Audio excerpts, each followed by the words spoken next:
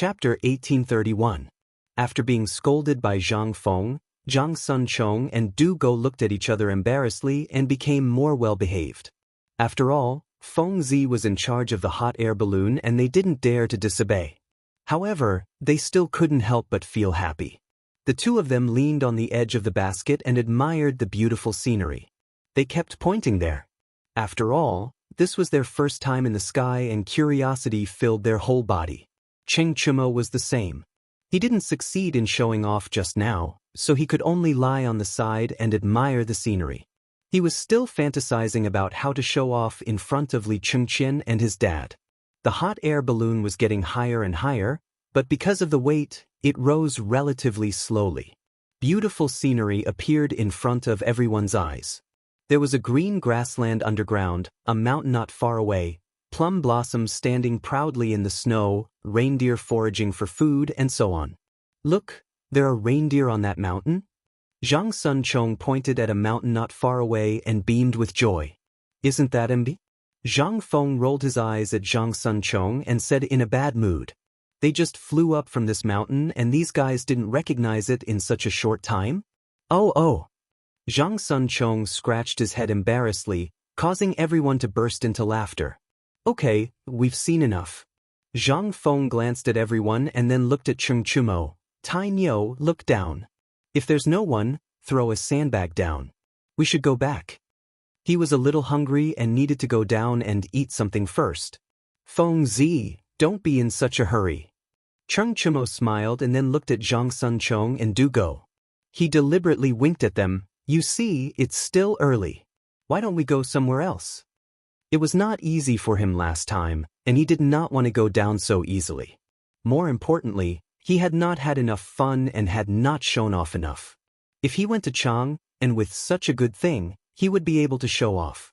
Most importantly, he would be able to gain face, and his reputation as a foppish playboy might be washed away. Zhang Sunchong also understood and smiled in front of Zhang Feng. Yeah, Feng Zi, it's still early. Don't you want to play? For example, go to Chang'an City to see the scenery. Yeah, Chang'an City is now the most lively time. Don't you want others to see your hot air balloon? Sing praises of your talent? Du Go licked his face and tried to please Zhang's face because he wanted to go to Chang'an. As long as he was there, he could take the opportunity to show off and let others know that Chang'an's famous playboy was better. You want to go to Chang'an? Zhang Feng looked at them with a faint smile. In fact, he had seen through their thoughts just now. Moreover, these guys were good at licking his boots and he enjoyed it very much. It wasn't that he couldn't go to Chang'an, but after experimenting for so long, his stomach was already bulging. Eating was more important. Of course. Cheng Chumo smiled and said, Feng Zi, think about it. You made such a divine object. Wouldn't it be a pity if you don't go to Chang'an? Yeah, madman. Don't you want to see the prosperity of Chang'an, and let the people see your flying divine object? Zhang Sunchumo rushed to the side and incited incessantly. It could be said that he wanted to go to Chang'an the most. He was a member of the royal family and didn't have any achievements. If he rode such a divine object to Chang'an, it would make Zhang Sunchumo's family proud. Even his father could straighten his back when he entered the palace in the future. Go to Chang'an? Zhang Feng stroked his chin and showed a proud smile. Obviously, the words of these three people just now were very useful to him. Talent? Merit? Admiration of thousands of people? It was not impossible to go. He touched his growling belly and said with a wry smile, I also want to go, but my stomach is not living up to my expectations.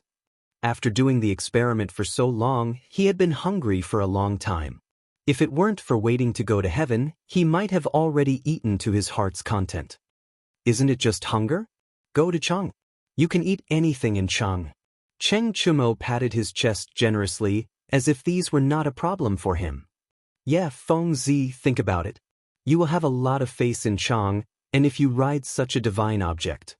Not to mention eating, won't you be able to choose the dragon liver and phoenix marrow in the palace? Zhang Sunchumo was very good at adding fuel to the fire and kept inciting him. Zhang Feng nodded. He was very happy with these guys' flattery. Okay, let's go to Chang'an and have a look. Mainly, he also wanted to go to Chang'an and to have a look. Otherwise, these incitements would be useless. After all, he hadn't been there for a long time. Besides, since this hot air balloon was made, he had to open the eyes of the people. Thinking of this, he couldn't help but show a trace of pride on his face. He waved his hand and imitated the posture of Captain Jack. Set sail, destination Chang'an. Okay. Seeing that Feng Zi was interested, Cheng Chumo deliberately played along. He said with a smile, "Captain, what should we do next?" "Stupid." Zhang Feng secretly spat. He pointed to the front and smiled. "Of course, throw a sandbag to adjust the direction." Chapter 1832. As soon as he finished speaking, he seemed to have thought of something and added, "Remember to check if there's anyone. Don't smash anyone to death." Smash someone to death? Cheng Chumo frowned and said in surprise, "That can't be, right? A small sandbag can smash someone to death?" "Nonsense, of course it can smash someone to death." Zhang Feng slapped the back of Cheng Chumo's head and said with a serious face, "If you throw it from such a high place, even if you don't die, you will be seriously injured." He clearly remembered that in the future, there were many people who threw heavy objects from high up in the sky, implicating innocent passers-by and causing them to be smashed to death on the spot. When he saw this scene, he couldn't help but curse the person who threw the heavy objects from high up in the sky. But it was different now. There was no such situation here. Thinking back, a person could be smashed to death from a height of more than 10 meters, not to mention a height of a few hundred meters. There was also a 5-kilogram sandbag. If it was thrown down and met someone, they would be smashed to death on the spot. That was why he was so serious. Cheng Chumo saw Zhang Feng's serious face. Although he did not know why, he still did as he was told.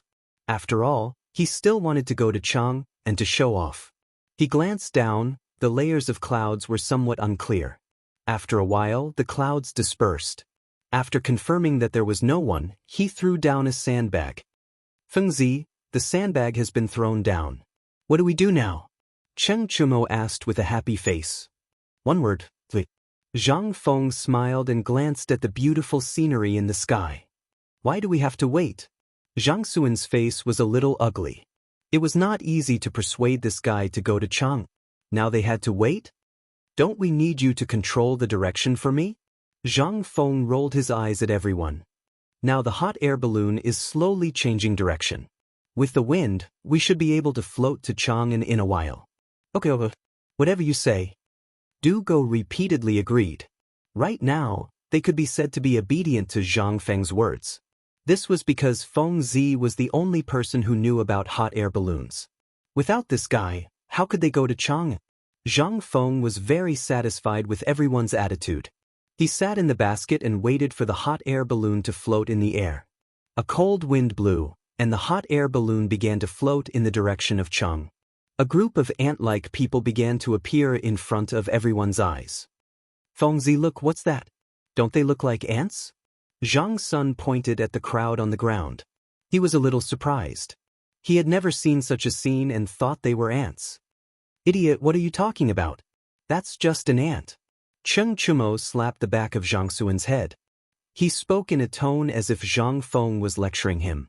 Cheng Chumo was probably angered by Zhang Feng and wanted to vent his anger on Zhang Sun.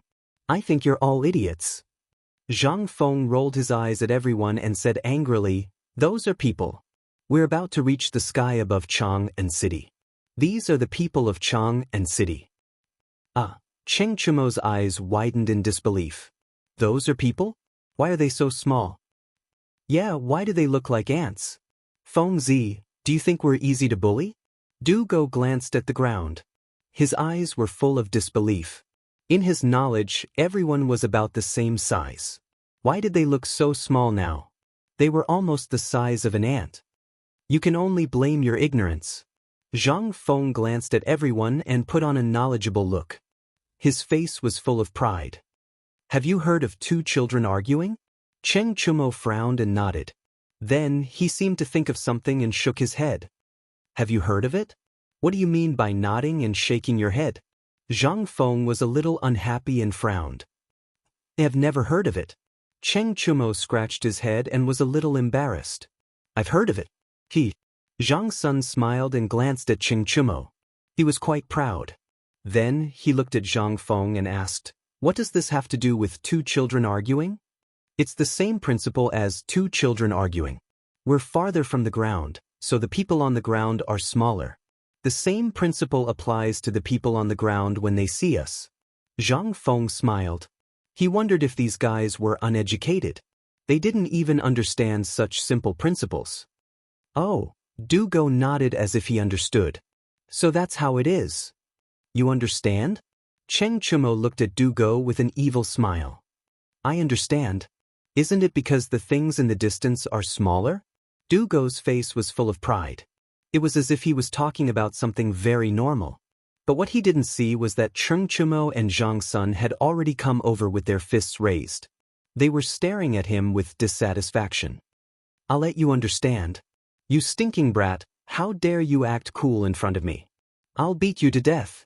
You made me look bad." Du Go was caught off guard by the sudden punch and received it fiercely.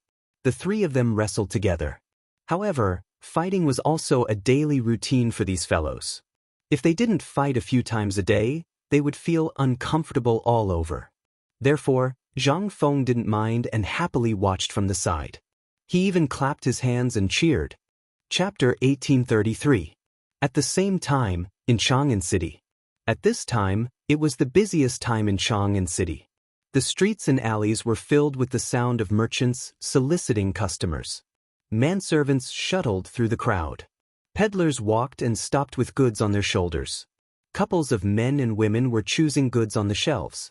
The whole of Chang'an was bustling with people coming and going. It was very lively. Zhu Zi was still hawking on the street with the fermented glutinous rice as usual. Fermented glutinous rice, fermented glutinous rice. Just then, a roar came from behind. "Zhu Zi." "Oh, it's Hu Zi." Zhu Zi stopped and glanced behind him. Hu Zi held the load on his shoulder and quickly stepped forward to walk side by side with Zhu Zi. "Zhu Zi, how's the business today?" "How else could it be? It's the same as usual." Zhu Zi smiled and patted the jar with his left hand. There was a hollow sound. "Looks like you're doing well today." Hu Zi glanced at the jar and smiled. "Do you want to take a break?" "Okay." Zhu Zi agreed without hesitation. Then he glanced at the corner and said, "Let's go there to rest." After that, he walked to the corner with the load on his shoulder. Leaning against the corner, he put down the load. Hu Zi followed him closely. The two sat on the ground like this. Hu Zi wiped the sweat on his forehead and said with a smile, "Zhu Zi, where's your fermented glutinous rice? Take it out and I'll exchange it with a steamed bun." After that, he lifted his clothes and fanned himself casually. His eyes drifted around and the sky from time to time. Suddenly, he seemed to find something. His eyes widened. He couldn't believe it, but he didn't know what it was. He just kept pointing at it with his finger. "Hu Zi, here's your fermented glutinous rice." Zhu Zi handed over the fermented glutinous rice, only to find that Hu Zi was pointing at the sky. His eyes widened and his mouth kept muttering something. Hu Zi, what's wrong with you?" Zhu Zi shook Hu Zi and asked with concern. "What is that?" Hu Zi was still pointing at the sky. His body was trembling and he couldn't speak clearly. Zhu Zi curiously glanced in the direction of Hu Zi's finger. If he didn't look, he wouldn't have known. But when he looked, he was shocked. His pupils shrank and his body trembled. Could it be an immortal? After saying that, he seemed to have thought of something. He hurriedly shook Hu Zi and shouted, "Hu Zi, quickly put down your hand. You can't point. This is an immortal. If you continue to point, you will be punished by the heavens." Hu Zi, who was originally immersed in it, was suddenly awakened. He abruptly turned his head to look at the pillar, his body trembling. Yes. "Immortal, immortal." After saying that, he hurriedly knelt on the ground and began to kowtow while muttering, "Immortal, please forgive me. Immortal, please forgive me."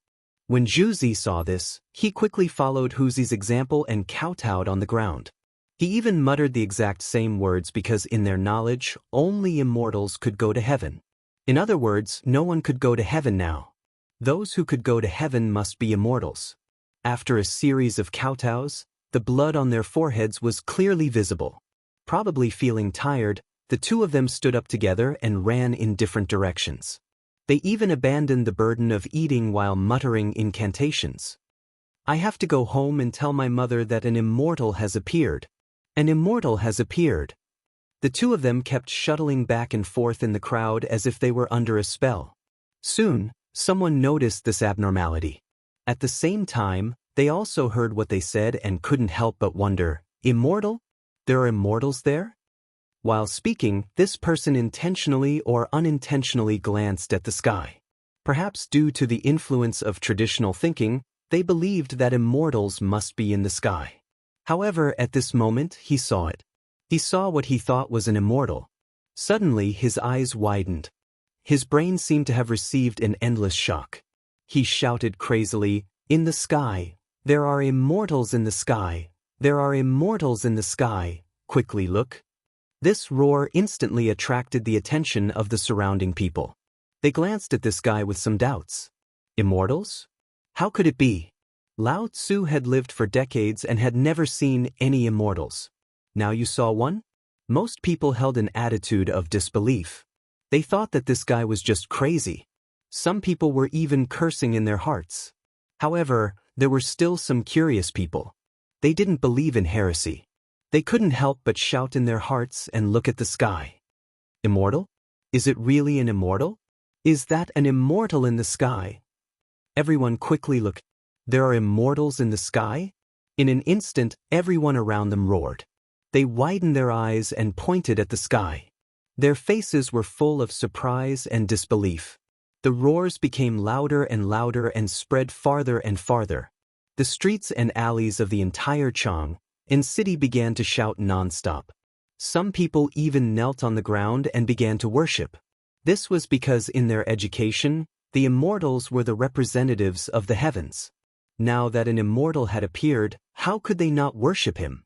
On the upper floor of Chang'an city, the soldiers also noticed this phenomenon. They looked at the sky together, their faces full of horror. They were soldiers. Logically speaking, they should only be in awe of this ghost. It was hard for them to believe. However, when they glanced at the people kneeling on the ground, their faith began to waver. Chapter 1834. What's going on? What's going on? Is there really an immortal in the sky? Shut up. How can we talk about this kind of thing? There was a lot of discussion. They even left their posts and gathered together to look at the sky. Surprise, uneasiness, and disbelief all shrouded them. What are you doing? A guard with a tang sword at his waist strode out with a solemn face. He was followed by a team of 10 people, each holding a 3-edged bayonet and killing decisively. The guard's name was Shi Lian, the general of Chang'an city. He was resting in the city when someone reported that an unknown object had appeared in the sky. He specially came to check it out. It turned out that these people had gathered together to watch the fun. "General, something happened in the sky." Seeing his superior coming, a guard quickly stepped forward, bowed, and pointed to the sky. Shi Lian frowned and glanced at the sky in the direction of the guard's finger. In an instant, he felt uneasy. What the hell is this? An immortal? His right hand, which was holding his saber, suddenly trembled. Fortunately, he was a military general, and he quickly restrained himself. He glanced at the sky unwillingly. It was still the same feeling. It was unbelievable. There was actually something flying in the sky? He tried hard to suppress the horror in his heart. Holding the tang sword tightly in his right hand, he asked in a trembling voice, "What is this?" Based on his soldier's intuition, the thing in the sky was definitely not simple. However, it was not necessarily an immortal because he could not believe it. "General, I don't know." However, the people in Chang'an city all said that it was an immortal. The guard lowered his body even more because the rumor came from Chang'an city. As the general of Chang'an city, he would be implicated if there was any problem. What? Shi Lian's pupils shrank. He pushed away the guard in front of him and walked quickly to the edge of the city wall. He saw groups of people shouting on Chang'an Street. Many people were pointing at the unknown object in the sky. Some had even knelt on the ground and kept praying. They were also calling for safety and an official career. Hurry up and comfort the people in Chang'an city. Try not to cause a disturbance." He raised his trembling right hand and pointed at the people on the ground, the muscles on his face twitching. This was Chang'an city. So many people were discussing and even kneeling down. If something happened, how was he going to explain it to his superiors? More importantly, this matter was related to immortals. If His Majesty the Emperor knew that so many people were kneeling down to an unknown object in the sky, he would be done for. "Yes, General." Everyone bowed in unison. All the guards did not dare to continue watching. They rushed down with tang swords in their hands. They knew the severity of the matter. If more and more people gathered, it would be easy for people to die. In that case, it would be difficult for them to absolve themselves from the blame. Moreover, they only had respect for ghosts and gods. They did not believe in them or not. Bang, bang, bang. Sounds of footsteps could be heard coming from Chang'an city. The guards were lined up in a square formation with triangular bayonets in their hands. They looked at the crazy people in front of them with a serious face. A young man holding a tang saber walked out from the group. "Everyone listen up. Don't stay on the street. Go home immediately." The one who spoke was Sang Feng, the deputy general of Zhilian. He held a tang saber in his hand and looked at the people in front of him with a serious face. It seemed that he would start a fight if there was a disagreement. However, his words did not have any effect. The people were still standing in the same place and discussing. Some of them were kneeling down as if they did not see him. "Everyone listen up. Don't stay on the street. Go home immediately." Sang Feng was a little angry. He repeated it again. He decided that if the people did not go home, he would be ready to take coercive measures. The effect was minimal. The people did not pay attention to his words at all. It was as if they had gone crazy. The number of people kneeling down even rose sharply. "Men, get ready to force your way in." Sang Feng raised his right hand and gave the order. "Don't hurt the people. Just drive them home." "Yes," the people behind him answered in unison. Then, they put the triangular bayonets in their hands on their waists and rushed out. "What are you doing? Stop it. Why are you stopping me from kneeling down to the immortal?" The attack of the crowd immediately caused a fierce response from the people. They used their bodies as shields and started to resist the soldiers. Due to the large number of people, the soldiers were actually at a disadvantage. In addition, without orders, they did not dare to harm the people. Gradually, the situation began to deteriorate.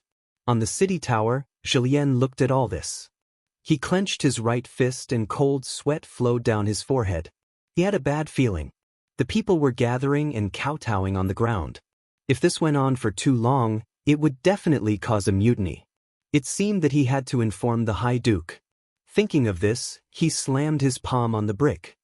He glanced at the people and soldiers in the chaotic battle unwillingly and left with a flick of his sleeves.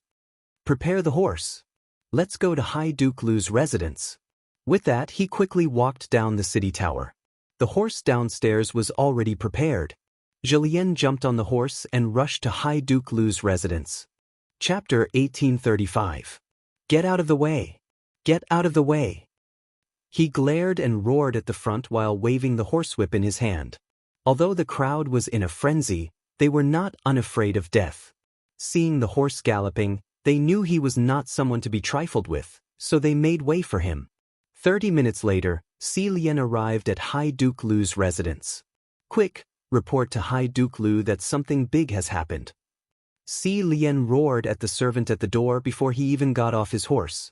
In his opinion, this matter had already reached a point where it could not be delayed.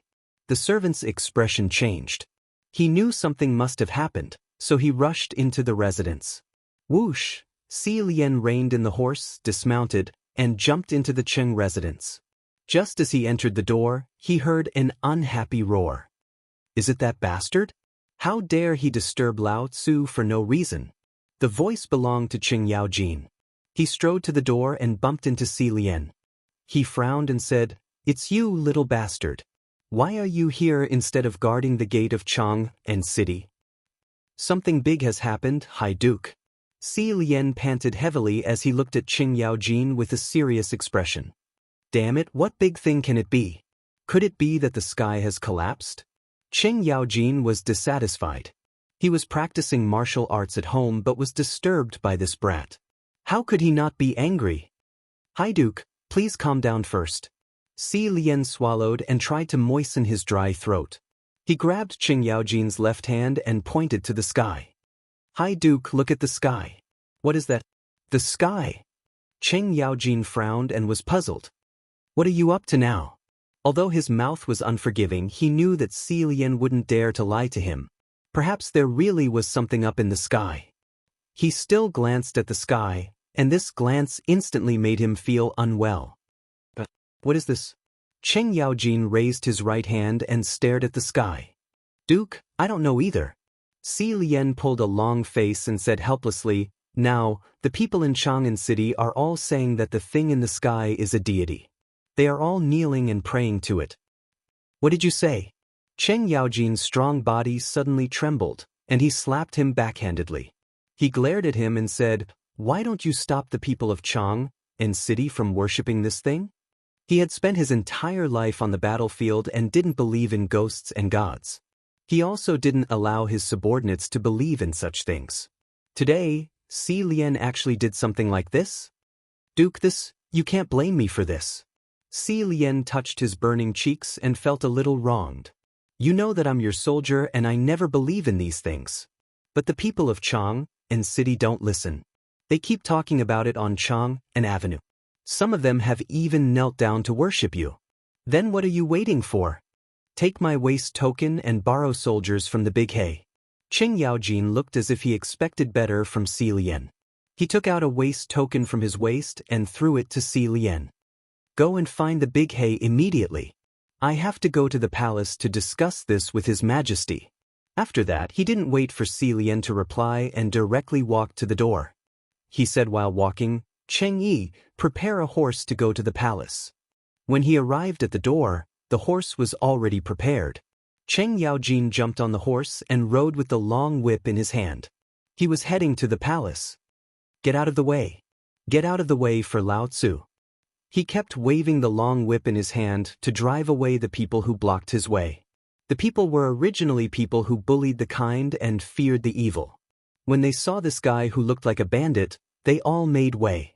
In the time it took to burn a stick of incense, Cheng Yaojin arrived at the palace. Whoosh! Cheng Yaojin pulled the reins of the horse, jumped off, and rushed to the palace. Hi Duke, what are you doing? The guard went up and stopped Cheng Yaojin without saying anything. If it was someone else who barged into the palace, they might have been decapitated. However, it was the High Duke, so he could only treat him with respect. Get out of the way. I have something important to discuss with His Majesty. Cheng Yaojin didn't talk nonsense with the guard and directly rushed to the palace. Hi Duke, please don't make things difficult for me. The guard's expression was ugly. Guarding the palace gate was his responsibility. He didn't dare to let Cheng Yaojin in. At the very least, there had to be an announcement. Get out of the way. Cheng Yaojin slapped the guard's face with dissatisfaction. The guard immediately fell down and staggered twice. He didn't dare to say anything. Cheng Yaojin snorted coldly and walked to the palace gate. The other guards naturally didn't dare to stop him. They all knew how powerful Cheng Yaojin was. Moreover, he seemed to be especially angry today. He had just taught a guard a lesson. How could they dare to stop him? He took large strides to the imperial study. Along the way, he didn't dare to slack off at all. Hi Duke Lu, where are you going? The sound of a male duck came from behind. Cheng Yaojin glanced behind him. The one who spoke was Shao Gizi. Shao Gizi, why are you here? Where is His Majesty? Cheng Yaojin stopped and asked with a serious face. Hi Duke, His Majesty is in the imperial study. Shao Gizi bowed and used the sound of a male duck. Okay, lead the way. I want to see His Majesty immediately. Chapter 1836. Cheng Yaojin grabbed little Gizi and rushed to the imperial study. He could not wait any longer. Duke, slow down, slow down. Little Gizi was trembling as he was being pulled, but he could not refuse the Duke's good intentions. He felt uncomfortable all over. Slow down? Hurry up. Cheng Yaojin did not care about this. He carried little Gizi and did not slow down. Now that they were in the palace and he was the one who broke into the palace, it was much easier to move around with this guy. Sure enough, with little Gizi, many patrolling guards did not come forward to ask questions. They were unimpeded all the way. Soon, the two of them arrived at the imperial study. Little Gizi was a little out of breath. "Duke, you can go in by yourself." Cheng Yaojin did not say anything and strode directly into the imperial study. He saw Li Shimin leaning over the desk and reading memorials. He had a cigarette in his left hand and took a puff from time to time. He looked very comfortable. "Your Majesty, something big has happened." Cheng Yaojin quickly stepped forward and bowed. Li Shimin, who was reading memorials, suddenly raised his head and glanced at Cheng Yaojin. He was a little confused. Why was this guy here? He did not summon him, but this was not important. He did not care and said seriously, "Why are you here?" "Your Majesty, something big has happened in Chang'an." An unidentified flying object appeared in the sky above Chang'an city. Now the people regard this object as a god and have even started to worship it. Cheng Yaojin looked anxious and began to pace on the spot. "What?" Li Shimin threw down the brush in his hand and his eyes widened. "What is this unidentified flying object you are talking about?" "Your Majesty, I don't know either." Cheng Yaojin spread his hands and said helplessly, "I just took a look. I don't know what it is exactly." "Is the thing you are talking about still in the sky?" Li Shimin quickly walked down from the desk and looked at Cheng Yaojin with a serious face. "They should still be in the sky. I saw them on my way here." Cheng Yaojin glanced at the beam and his expression turned ugly. "Then what are you waiting for? Come with me and take a look." Li Shimin hurriedly finished and strode out of the door. From time to time, he would take 2 puffs of the cigarette in his hand. He seemed a little anxious. His steps were very big. In a moment he arrived at the door. When he looked up, his pupils instantly shrank. He could not help but be stunned in place. For a moment he did not know what to say. What was that in the sky? How could something fly in the sky? This was impossible. How could such an absurd thing happen? However, such a reality was happening right in front of his eyes. Could it really be, as Cheng Yaojin said, that he was an immortal? No, impossible. He had been fighting for several years and killed countless people, but he had never seen any immortals. Even demons and ghosts had to retreat. How could it be possible today? Not an immortal? Could it be a human? Was that guy playing tricks in the sky? It should be known that kites could also fly in the sky. It was not impossible for someone to make some huge kites to fly in the sky. However, this statement was soon overturned by him because no known kites could fly so high, let alone such a big one. It was completely impossible. Then what could it be? Could it be that God was dissatisfied with the Tang dynasty? Or was there any revelation? Thousands of thoughts were constantly breeding in his mind, but he just could not figure it out. At this time, a tingling pain came from between his fingers, which awakened him from his endless thoughts. He looked down and saw that the cigarette was about to burn out. He frowned and seemed to think of something. He quickly said to Xiao Gizi, "Quickly summon Imperial Astronomer Xu Jindo, Yuan Tiangeng, Wei Zheng, Zhang Sun Wuji, Fang Xianling, Du Ruhui, and others to come to the palace to see me immediately." "Yes, Your Majesty." Xiao Gizi bowed and quickly turned to leave. As the emperor's personal eunuch, he naturally knew the importance of this matter. The appearance of an unknown object in the sky was a major event in the Tang dynasty. He did not dare to neglect it. Thinking of this, he walked faster, lowered his head tightly, and ignored the many things in front of him. A solid object hit him head-on, which made Xiao Gizi feel a little pain. He bared his teeth and was about to curse, but when he looked up, he was surprised. It was none other than Imperial Astronomer Xu Jindo, who was appointed by His Majesty. "Lord Xu, you came at the right time. His Majesty is summoning you. Come with me to see him." While speaking, Xiao Gizi also glanced behind Xu Jindo and found that Du Ruhui, Fang Xianling, and others were also there. He was so happy that he kept saluting. It turns out that Mr. Du and Lord Fang are also here. "His Majesty is summoning you. Hurry up and see him. His Majesty can't wait." Good. Eunuch, please lead the way." Shu Jindo did not dawdle and walked straight to the imperial study. He did not know why His Majesty summoned him in such a hurry, but he had something important to report to His Majesty. Generally speaking, the Armillary Sky Supervisor did not enter the palace except to observe the astronomical phenomena and calculate the solar terms. But today he found an extremely strange thing. An unknown flying object actually appeared in the sky? This was very rare in the history of dynasties. Even if it did, it was a sign that the country was going to change. But today, such a thing actually happened in the Tang dynasty. This made his whole heart hang in the air, and he did not dare to let it go. Chapter 1837. Of course, he was not the only one with this idea. Yuan Tiangang and Li Chunfeng were also the first to discover this matter. They found Shu Jindo immediately. The three of them calculated together, but none of them made sense, so they decided to go to the palace together. On the way, they met Du Ruhui, Fang Xianling and others, so they went to the palace together. Although they were old, they did not slow down. In less than a moment, they arrived in front of Li Shimin.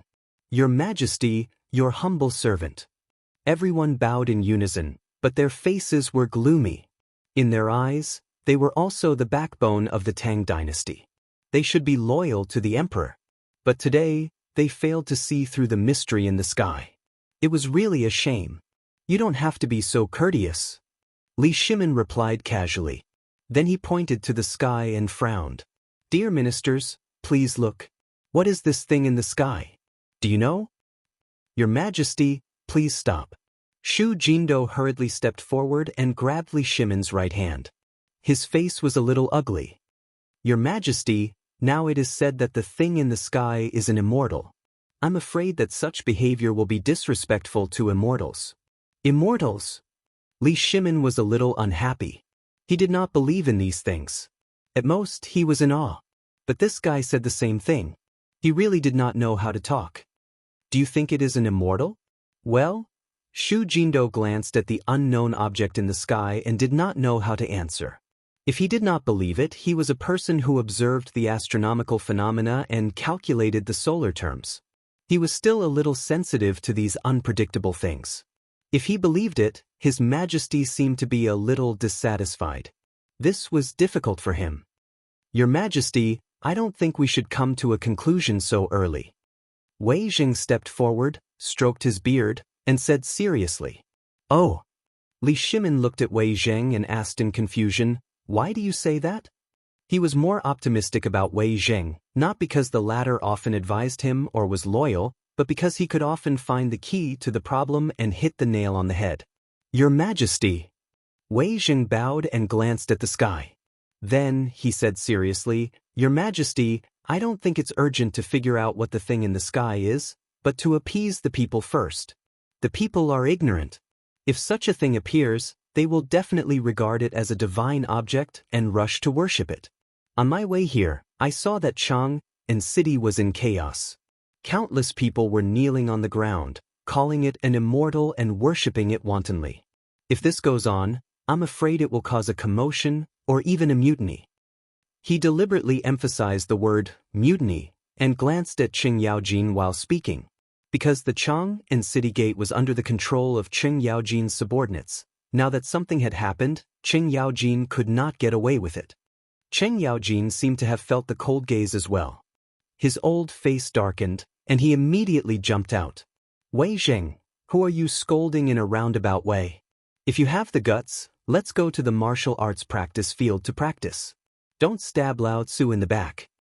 "Jijia," Li Shimin shouted and stared at Qing Yaojin with a pair of tiger-like eyes. "What are you doing? This is the palace, not your home. You are not allowed to make trouble here." "Your Majesty, please forgive me." Qing Yaojin quickly stepped back and pointed at Wei Jing with a fierce face. "It's this old." Halfway through his words, he saw that Li Shimin's eyes were a little dissatisfied. He cupped his hands repeatedly. He was not afraid of anything, but he was afraid of Li Shimin. "Stop talking. Let me ask you, what's the situation in Chang'an city?" Li Shimin waved his hand, as if he did not want to listen to Qing Yaojin's explanation. Instead, he directly asked about the situation in Chang'an city. Your Majesty, this? Chang'an cupped his hands, and his face was a little ugly. What is this? I want to hear the current situation in Chang'an city from you. Li Shimin stared at Qing Yaojin and said sternly. Chang'an city was the heart of the Tang dynasty and the lifeline of the world. It was the place he cared about the most. If it were not for Wei Zheng's advice, he would not have known the situation until now. This guy was still unwilling to talk about it? Your Majesty, when the unidentified object appeared earlier, there was indeed a commotion in Chang'an city. Fortunately, I have stopped it. Cheng Yaojin bowed and said in a trembling voice. I'm afraid not. Wei Zheng looked at him coldly and said with cupped hands, Your Majesty, as far as I know, there is a commotion in Chang'an city now. The guards guarding the city can't stop it. There are signs of people passing on. After that, he waved his sleeve and coldly glanced at Qing Yaojin. Of course, he did not deliberately target Qing Yaojin. He just felt that when such a big thing happened, how could Qing Yaojin, a duke, stop it? Instead, he made things worse. He was really ashamed to face His Majesty and the Tang dynasty. Wei Zheng, don't talk nonsense here. Who said I didn't stop it? Cheng Yaojin stared and pointed at Wei Zheng, very dissatisfied. Qing Yaojin, shut up. Li Shimin did not shout Jijia this time. He was really angry. He took a long breath and said coldly, Did you stop the commotion in Chang'an city or not? Chapter 1838. Your Majesty. Cheng Yaojin glared at Wei Zheng and then slowly looked away. I have informed Big He on my way here. He has led the army to Chang'an city to suppress the people. I believe that in less than half an hour, there will be immediate results. Hearing this, Li Shimin's frowning brows relaxed. He knew Yu Qigong's ability very well. He had always been famous for his bravery and fighting. Since he followed him to lead the army, he rarely lost. It should be no problem for him to suppress some people. Since Jingda has already rushed to Chang'an city, I believe there will be no problem. Now, let's talk about the matter at hand. What is the thing in the sky? He glanced at the crowd, and his face was full of worry. To be honest, he really didn't want to believe that the thing in the sky was the manifestation of immortals. However, all the signs made him have to believe it. It was really a little worrying. Your Majesty. Fang Xianling stepped forward with his hands folded. He glanced at the thing in the sky and said slowly, Your Majesty, Shu Jindo, Master Yuan, and Master Li of the Imperial Astronomer are all here. Why don't you let them do a divination to find out the mysteries of heaven? Yes, how could I forget these three? Li Shimin's face showed a trace of joy.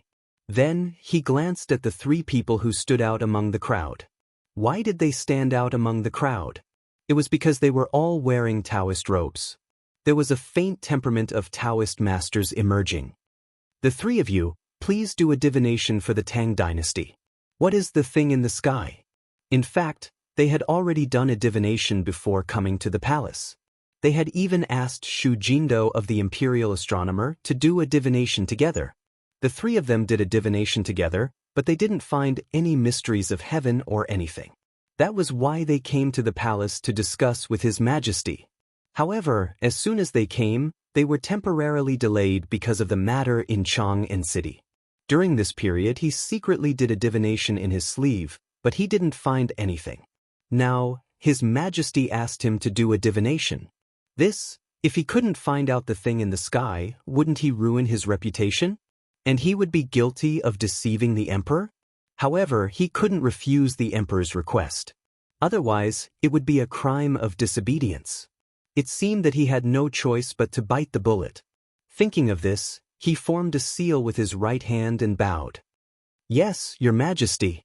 However, you must prepare incense tables, candlesticks, and other sacrificial items. These are all trivial matters. Daoist priest, please do it quickly. Li Shimin readily agreed. Then he looked at little Gizi who was on standby. Little Gizi, immediately send someone to prepare the incense table and candlesticks. It must be quick. Yes, Your Majesty. Little Gizi bowed and turned to leave. In less than a quarter of an hour, Shao Gizi leisurely walked over with a few eunuchs, holding incense, candles, yellow paper, and other sacrificial items. The imperial palace often held sacrificial ceremonies, so these things were necessary and not difficult to find. The incense table was neatly arranged under Xiao Gizi's direction, and the candlesticks and yellow paper were also neatly arranged. The three of you, can we begin now? Li Shimin glanced at Yuan Tiangang and others and asked eagerly. Yuan Tiangang didn't answer. Instead, he looked up at the unidentified flying object in the sky. After about 2 or 3 seconds, he frowned and said, Your Majesty, we can begin. After that, he turned to look at Li Chunfeng and others behind him and said helplessly, Chunfeng, Jindo, let's do the divination together. The two nodded and didn't speak because they knew that it was useless to say anything now. Only the divination would know the truth.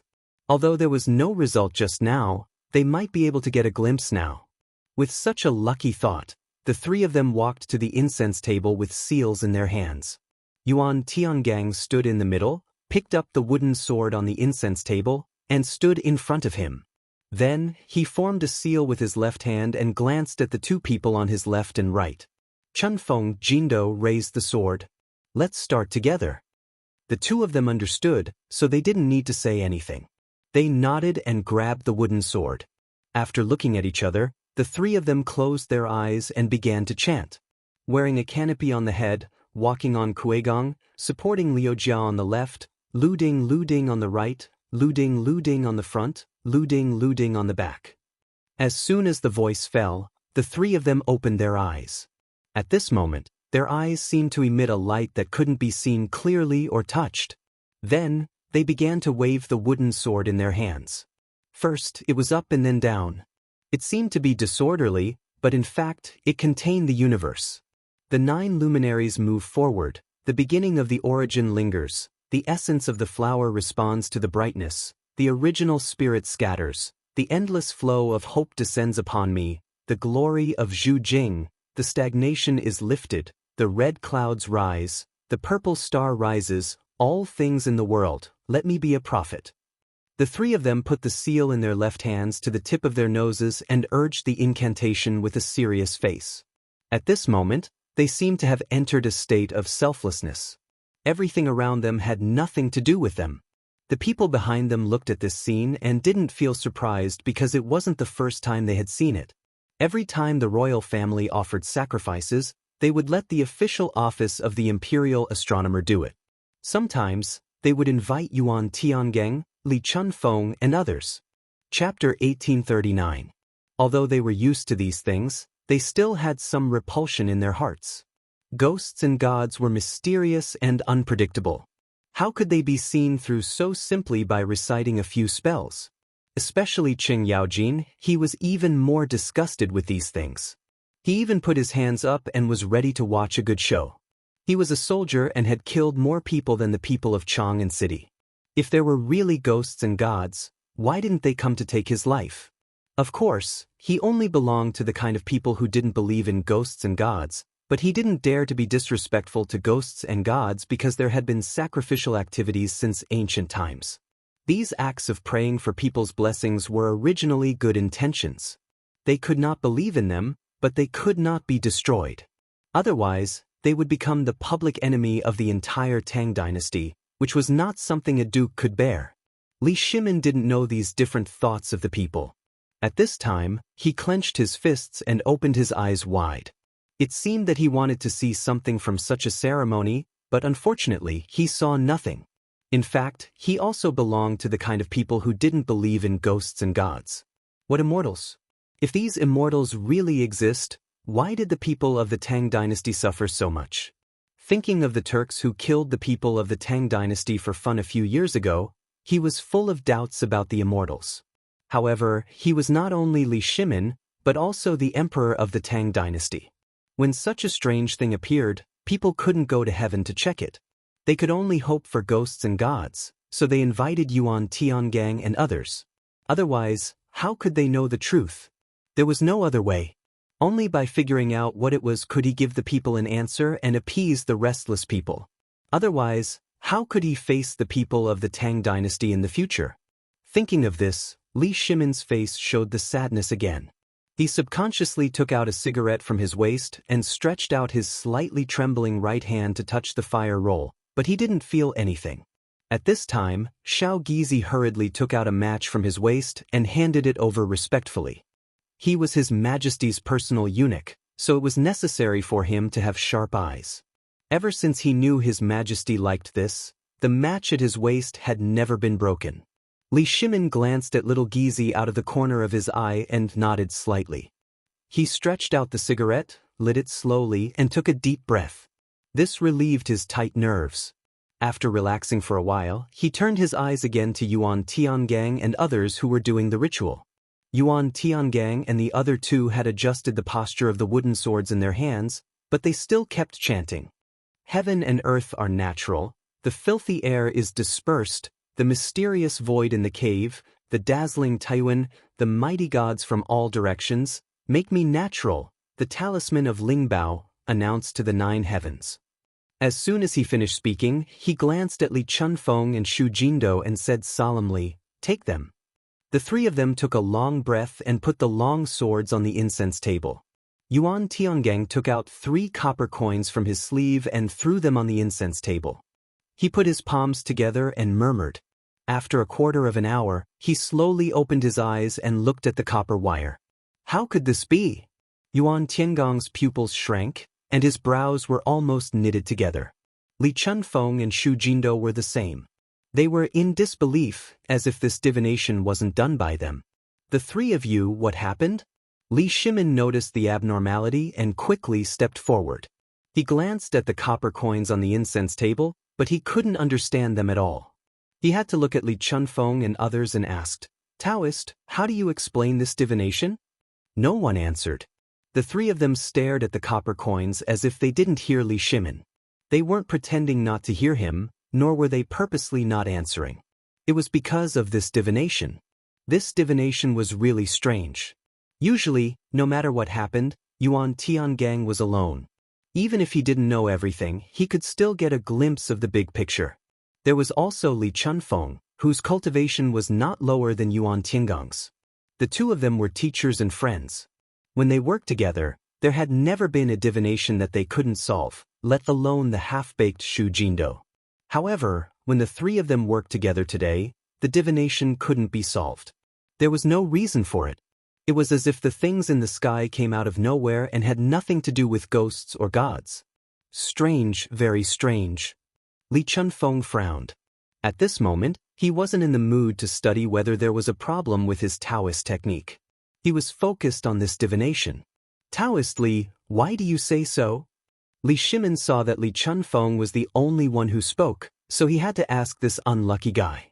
"Your Majesty, there's something you don't know." Li Chunfeng glanced at Li Shimin and didn't salute. Maybe it was because he only thought of him as a beggar, or maybe it was because he was so immersed in the divination that he had completely forgotten. "Your Majesty, in the past, Tiangang and I have always divined things clearly.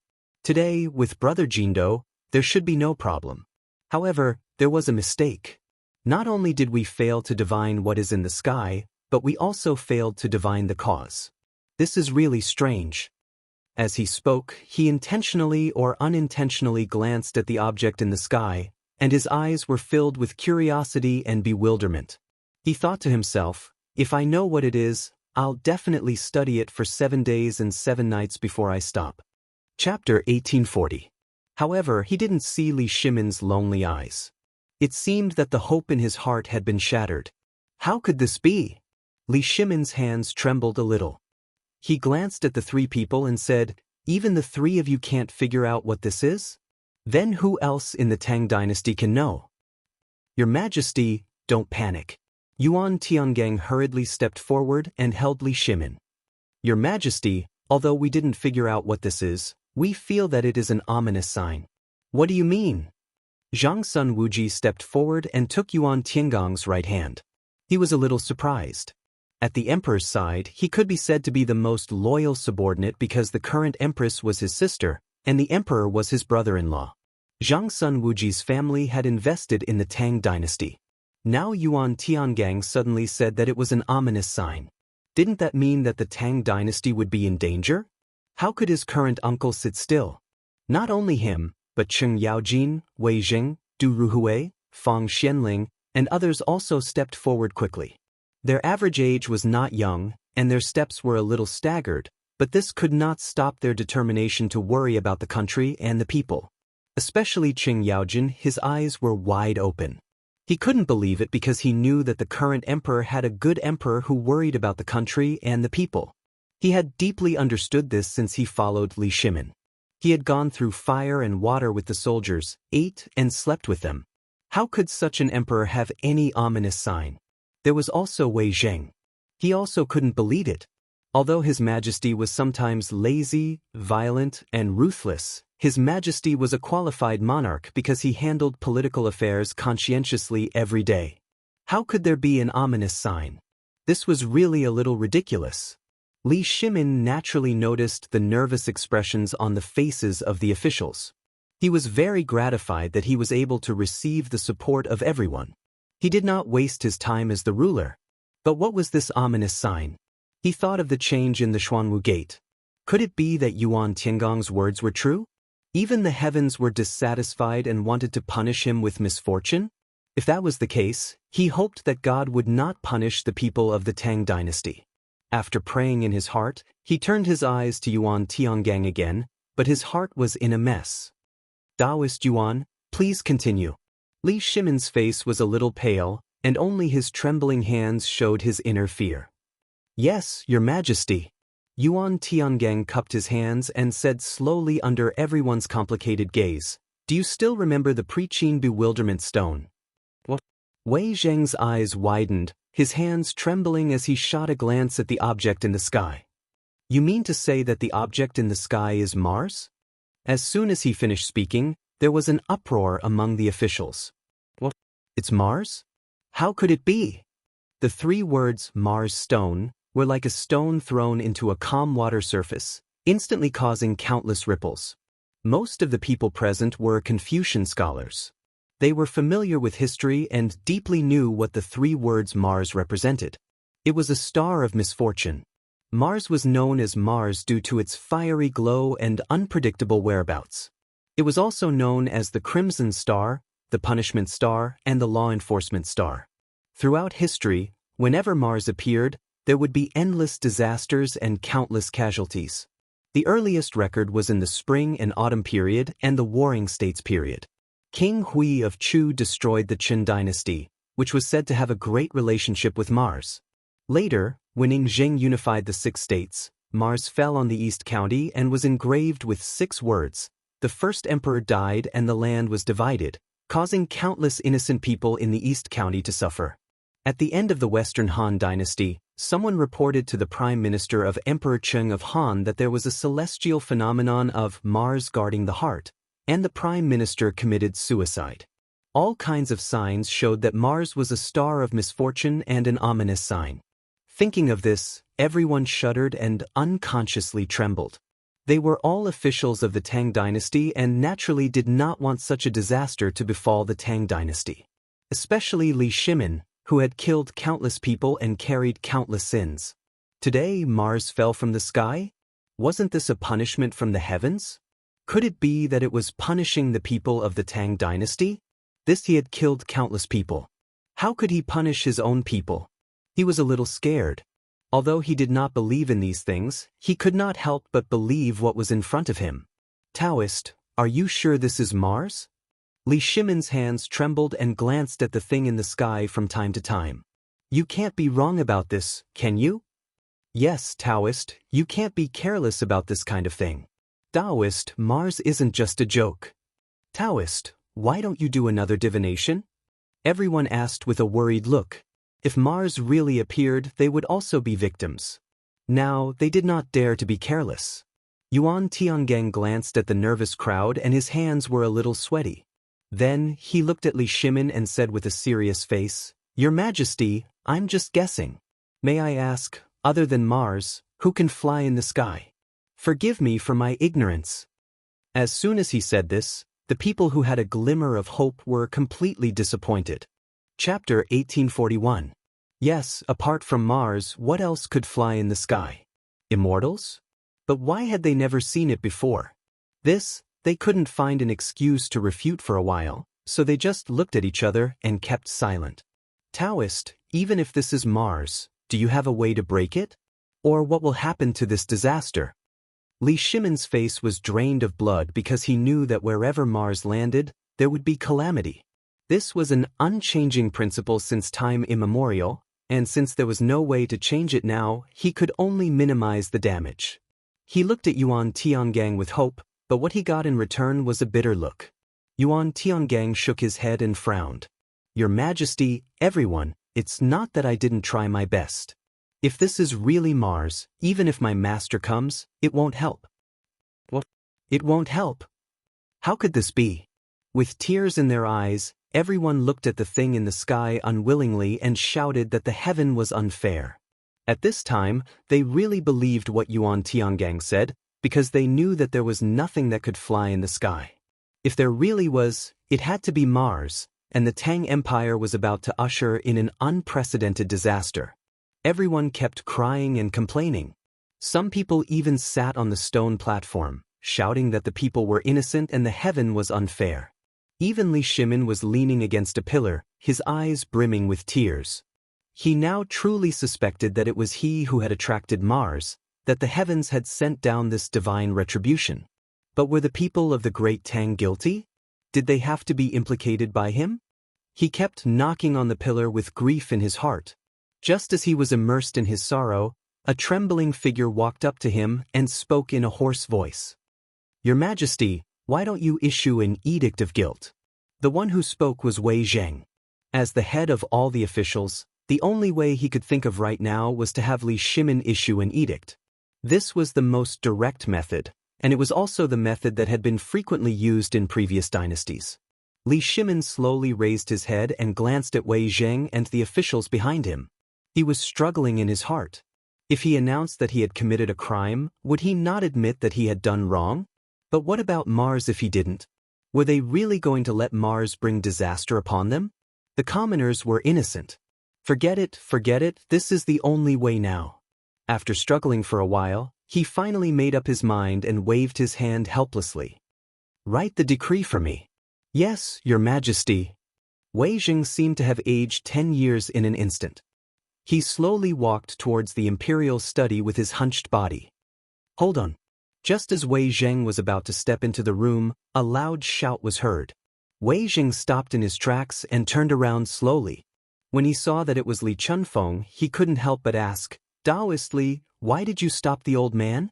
As soon as he finished speaking, everyone looked at Li Chunfeng in confusion.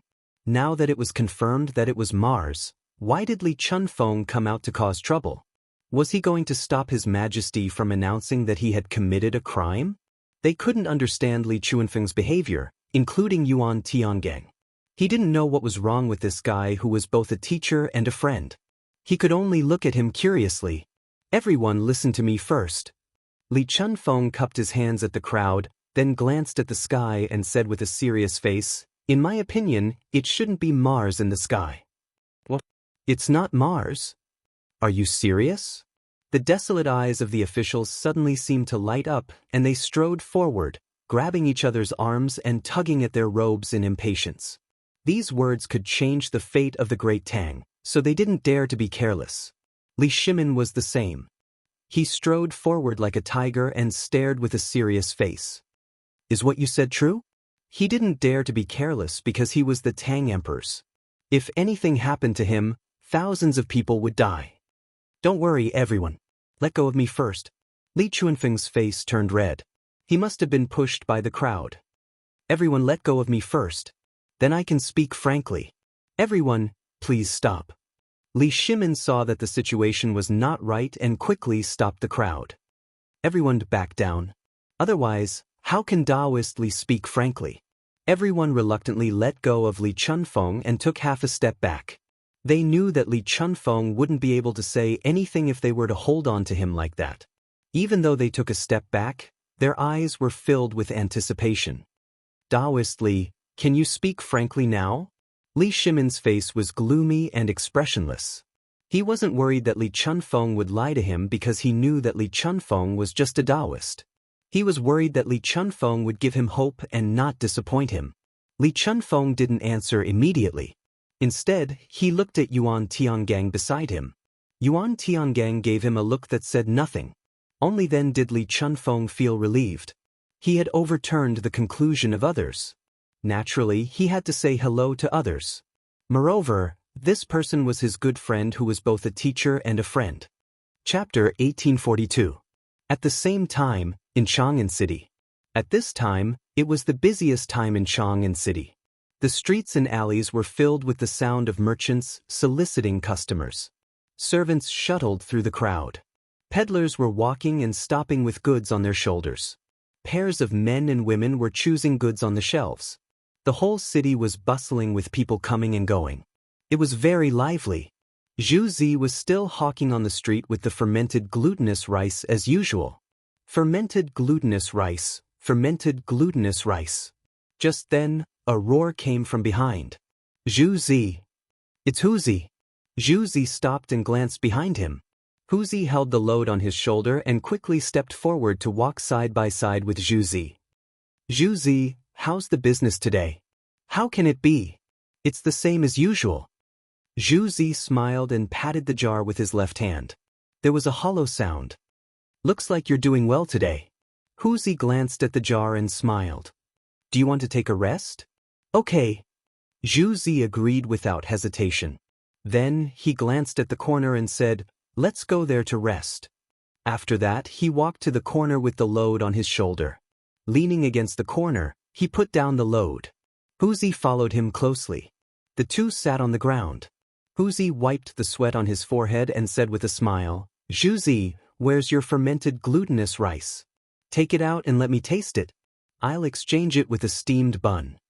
After that, he lifted his clothes and fanned himself casually. His eyes drifted around and the sky from time to time. Suddenly, he seemed to find something. His eyes widened. He couldn't believe it, but he didn't know what it was. He just kept pointing at it with his fingers. Hu Zi, your fermented glutinous rice. Zhu Zi handed over the fermented glutinous rice, but found that Hu Zi was pointing at the sky.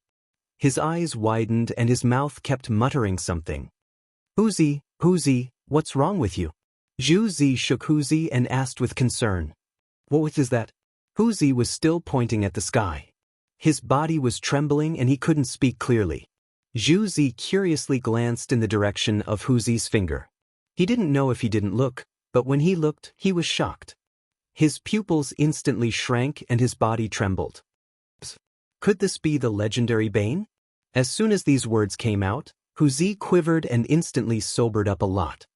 He grabbed the pillar and shouted, What Bane? Calamity Star. Zhu Zi trembled as he glanced at the sky. Then he looked at Hu Zi. His face was pale and his body trembled.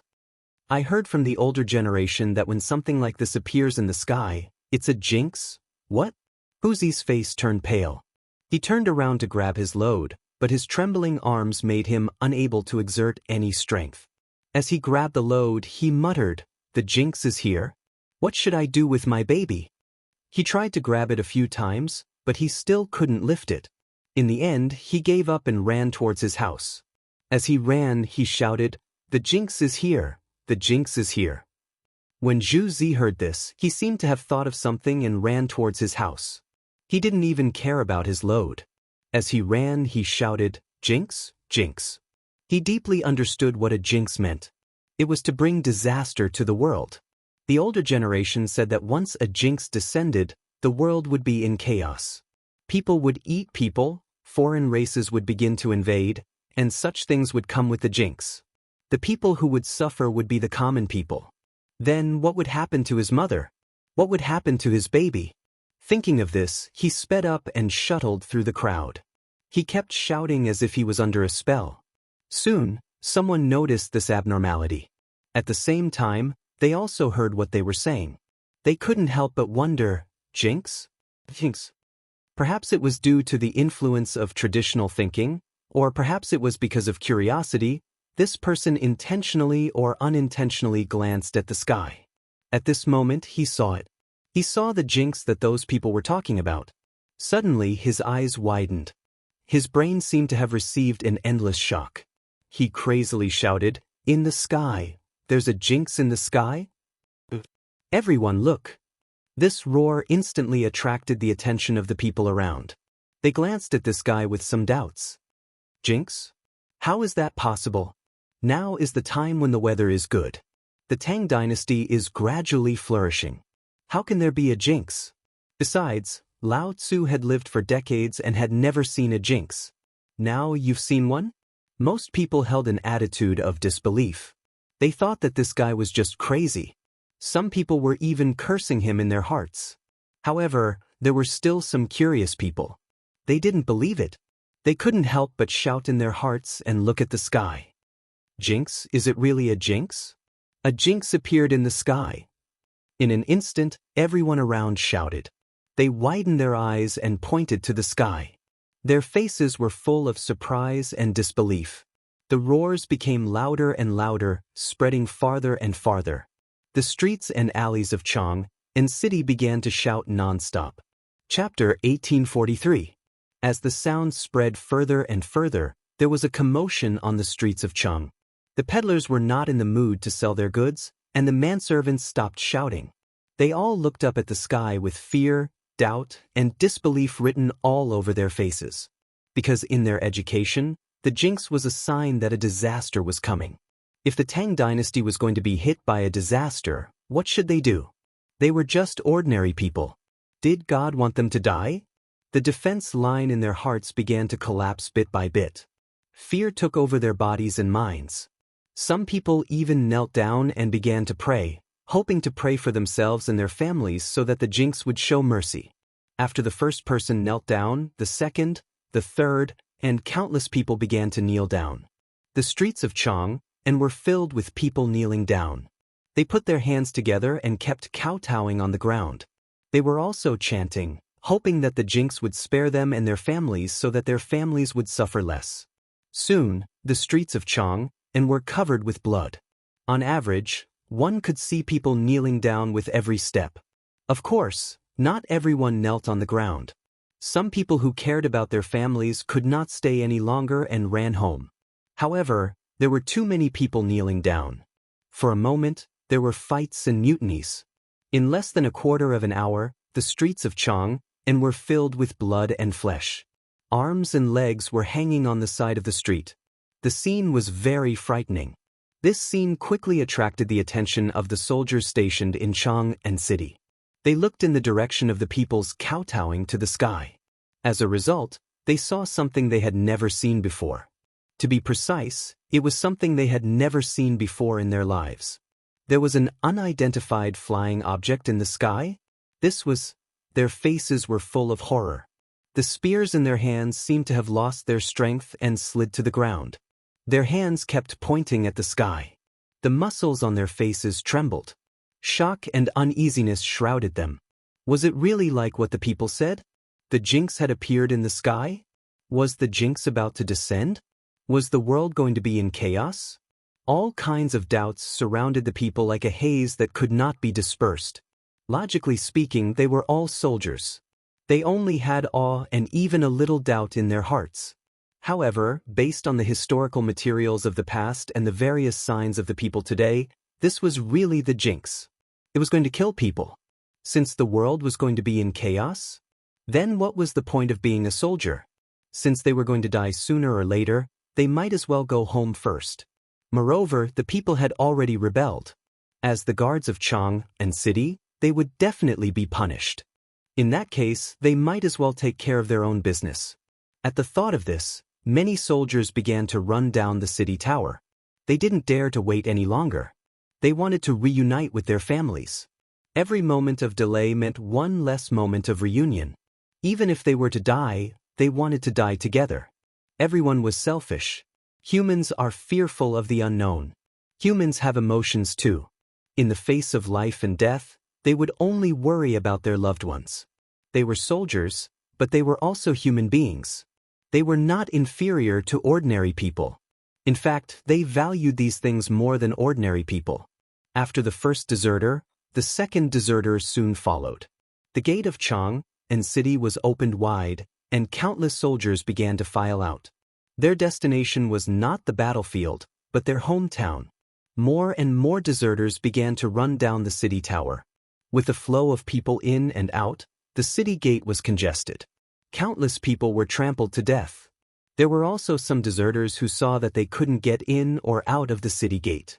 They even chose to jump off the city wall. One could imagine the consequences of jumping off the city wall, which was more than 10 meters high. However, they didn't hesitate, and they didn't dare to hesitate. Because once the star of calamity appeared, it would be more terrible than death. Just as everyone rushed down the city tower crazily, a guard general strode out with a tang sword at his waist. His face was solemn, and he was followed by a team of 10 people. Each of them was holding a 3-edged bayonet and killed decisively. "What are you doing?" This guard general was called Su Lian. He was the guard general of Chang'an city. He was resting in the city when someone reported that an unknown object had appeared in the sky. He specially came to check it out, but he saw this tragic scene. Everyone looked up and saw that it was the general. As if they had seen their backbone, they stopped jumping off the building, but their bodies kept trembling. "General, the star of calamity has appeared in the sky." The people have gone crazy. Some people pointed at the people under the city wall, while others pointed at the unknown object in the sky. Their voices became more and more trembling. "Star of calamity?" Su Lian frowned and glanced at the sky in the direction of the guard general's fingers. In an instant he felt terrible. What the hell is this? Why is there something flying in the sky? This was not logical at all. Why would such a situation occur? Is it really like what everyone said? The star of calamity has appeared? The world will be in chaos? The world will be in chaos? Thinking of these words, his right hand that was holding the sword suddenly trembled, and he couldn't help but feel cold. If that's the case, then the Tang dynasty will be finished. The people will be finished. Right, they're also the people. Have the people gone crazy? Chapter 1844. He shuddered in an instant and strode toward the city wall. His body trembled violently at this glance. Then he felt his vision go black and his body fell backward unconsciously. "General! General, are you okay?" The 10-man squad behind him supported Si Lian with concern. They were Si Lian's personal guards and regarded the general's life as more important than their own. Si Lian, who was in a coma, was suddenly awakened by the violent impact. He glanced at the crowd, raised his trembling right hand, and shouted, "Quick, send people down to suppress them. We can't let the people cause a mutiny." Although he was terrified, he was a soldier of the Tang dynasty. This was an honor earned by his military exploits. How could he follow those deserters at this moment? That would be a waste of his finger that was chopped off on the battlefield. Moreover, if there was a mutiny in Chang, he would die, and so would the Bane. Why not choose a glorious way to die? These thoughts might work on him, but the soldiers on the city wall didn't buy it. They were just foot soldiers. Why should they suppress the people in such a situation? Wasn't that courting death? This was a calamity. Who could stop it? "General, you'd better let us go." "Yes, General. We can't suppress it at all." The crowd looked at Si Lian pleadingly. At this moment, they were still thinking about how to leave. However, the general's prestige had been deeply imprinted in their hearts. They didn't dare to leave without an order. Because even if they left, the general could find them. Deserters would be killed and even their wives and children would be implicated. They couldn't bear the consequences. What? Si Lian's eyes narrowed. He took out the Tang saber from his waist and looked at the crowd fiercely. He shouted, "Can't suppress it? Do you want to be deserters?" Desertion was a capital offense. As long as someone dared to say the word deserter, he would cut him down without hesitation. "General, everyone looked at Si Lian timidly. For a moment, they were speechless because they knew they were in the wrong. Desertion was not something to be proud of. It was a capital offense. Moreover, the general's prestige was deeply buried in their hearts. At this moment, they didn't dare to say anything. They were afraid that they would die if they said the wrong thing. Si Lian naturally understood what everyone was thinking. If he wasn't here, these guys would have fled long ago. However, once he showed up, he wouldn't allow any deserters. At the very least, such a situation couldn't happen within his jurisdiction. Since none of you are deserters, listen to my orders. Si Lian glanced at the crowd and raised his tang saber up high. He shouted, "Go and suppress the people. Anyone who disobeys will be beheaded." "Yes, General," everyone replied unwillingly. They picked up the scattered spears on the ground and ran down the city gate, glancing into the distance from time to time. Hopefully, the lives of the brothers who escaped are not in danger. "Sai, what time is it now? How can I still have the time to care about others? I should take care of myself first." Bitter laughter, dissatisfaction, and ridicule accompanied the crowd as they surged toward the common people. Bang, bang, bang, sounds of footsteps came from Chang'an city. The guards were all armed with spears and Mitsubishi bayonets at their waists. They lined up in a square formation and looked at the frenzied common people with complicated expressions. A young man holding a tang saber walked out from the group. "Everyone listen up. Don't stay on the streets. Go home immediately." The one who spoke was Si Lian's deputy general, Sang Feng. He held his tang saber and looked at the common people with a serious expression. He looked like he would start a fight at any moment. However, his words didn't have any effect. The common people were still standing on the spot and discussing. Some of them were kneeling down as if they didn't see him. "Everyone listen up. Don't stay on the streets. Go home immediately." Sang Feng was a little angry and repeated his words. He had decided that if the common people didn't go home, he would use force. The effect was minimal. The common people didn't pay attention to his words at all. It was as if they had gone crazy. The number of people kneeling down even increased. "Men, prepare to force your way in." Sang Feng raised his right hand and gave the order. "Don't hurt the common people. Just chase them home." "Yes." The people behind him responded in unison. Then, they put their Mitsubishi bayonets at their waists and rushed out. "What are you doing? Stop it. Why do you dare to let us go home?" The attack of the crowd instantly caused an intense response from the common people. They used their bodies as shields and resisted the soldiers. Due to the large number of common people, the soldiers were actually at a disadvantage. Furthermore, they didn't have orders and didn't dare to hurt the common people. Slowly, the situation started to deteriorate. On the city tower, Si Lian looked at everything in front of him. He clenched his right fist and cold sweat dripped down his forehead. He had a bad feeling. The common people were gathering and kowtowing on the ground. If this continued, it would definitely cause a mutiny. It seemed like he had to inform the higher-ups. Chapter 1845. Otherwise, as time went by, there would be countless casualties in Chang'an city, which was not something he could bear. Thinking of this, he slammed his palm on the black brick, glanced at the civilians and soldiers in the scuffle unwillingly, and then turned to look at the team on standby. "Spread out immediately and inform Mr. Wei Zheng, Mr. Zhang Sun Wuji, Mr. Fang Xianling, Mr. Du Ruhui, and so on. Inform all the officials in Chang'an city." After that, he seemed to think of something and said again, "Prepare the horse. I'm going to Marquis Lu's mansion right away." Without waiting for a reply, he quickly walked down the gate tower. At this time, the horse was already on his back. Si Lian jumped on the horse and rushed to Marquis Lu's mansion. "Get out of the way, get out of the way." He glared and kept shouting to the front, waving the horsewhip in his hand. Although the people in the discussion were crazy, they were not unafraid of death. Seeing the horse galloping, they knew that he was not someone to be trifled with, so they all made way. After half an hour, Si Lian smoothly arrived at Marquis Lu's mansion. "Quick, go and report to Marquis Lu. Something big has happened." Si Lian shouted to the servant at the door before dismounting, because in his opinion, this matter had reached the point where it could not be delayed. The servant's face changed.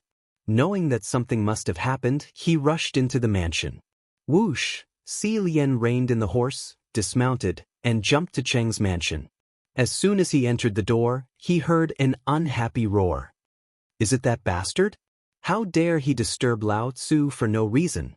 The voice was Qing Yaojin. He strode to the door and bumped into Si Lian. He frowned and said, "It's you, little bastard. Why do you come to me instead of guarding the gate of Chang'an city?" "Something big has happened, Marquis." Si Lian panted heavily as he looked at Qing Yaojin with a serious expression. Mother asterisk Kerr, what could possibly happen? Could it be that the sky has collapsed? Qing Yaojin was somewhat dissatisfied. He was originally practicing martial arts at home, but was disturbed by this brat. How could he not be angry? Duke, please calm down first. Shi Lian swallowed his saliva in an attempt to soothe his dry throat. He grabbed Qing Yaojin's left hand and pointed at the sky. Duke, look at what's in the sky. In the sky. Qing Yaojin frowned and was a little puzzled. What the hell are you doing? Although his mouth was unforgiving, he knew that Si Lian wouldn't dare to lie to him. Perhaps there really was something up in the sky. He glanced at the sky, and this glance instantly made him feel uncomfortable. But what is this? Qing Yaojin raised his right hand high and glared with his tiger-like eyes. Duke, I don't know either.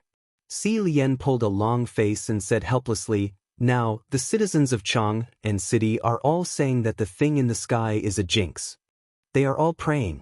Chang'an city is already in chaos, and there are even casualties. What did you say? Qing Yaojin's body shook violently, and he slapped him with a backhand. He glared at him and said, why didn't you stop something like this from happening in Chang'an city?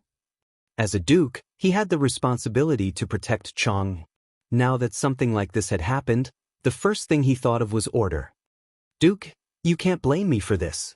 Si Lian touched his burning cheeks and felt wronged. Duke, I've already sent people to stop it, but there's little effect. The citizens are convinced that the jinx is a jinx, and they are close to going crazy. Then what are you waiting for? Take my waist token and go borrow soldiers from Big Hay. Qing Yaojin looked as if he expected better from Si Lian. He took out a waist token from his waist and threw it to Si Lian. Go find Big Hay immediately. I have to go to the palace to discuss this with Her Majesty. Without waiting for Si Lian to reply, he walked to the door and said, Cheng Yi, prepare a horse to go to the palace. When he arrived at the door, the horse was already prepared. Qing Yaojin jumped on the horse, held a long whip in his hand, and left in the direction of the palace. At the same time, in Wei Zheng's residence, groups of servants and maidservants gathered together. They pointed their fingers at the sky, their bodies trembling, and their mouths muttering something. What's that? That's the jinx, the legendary jinx. As soon as these words came out, the crowd exploded. Cries of surprise and pleas connected together. The entire front yard was like a sudden clap of thunder, and it was out of control. They were all ordinary citizens, and they had a deep fear of the jinx. Although this fear was passed down from the older generation, they finally understood what it was like after seeing it today. It was like the sky was falling and the earth was sinking. The cries of surprise in the courtyard became louder and louder until it spread throughout the Wei residence. Why are you crying out? A middle-aged man who looked like a servant walked out and pointed at the crowd.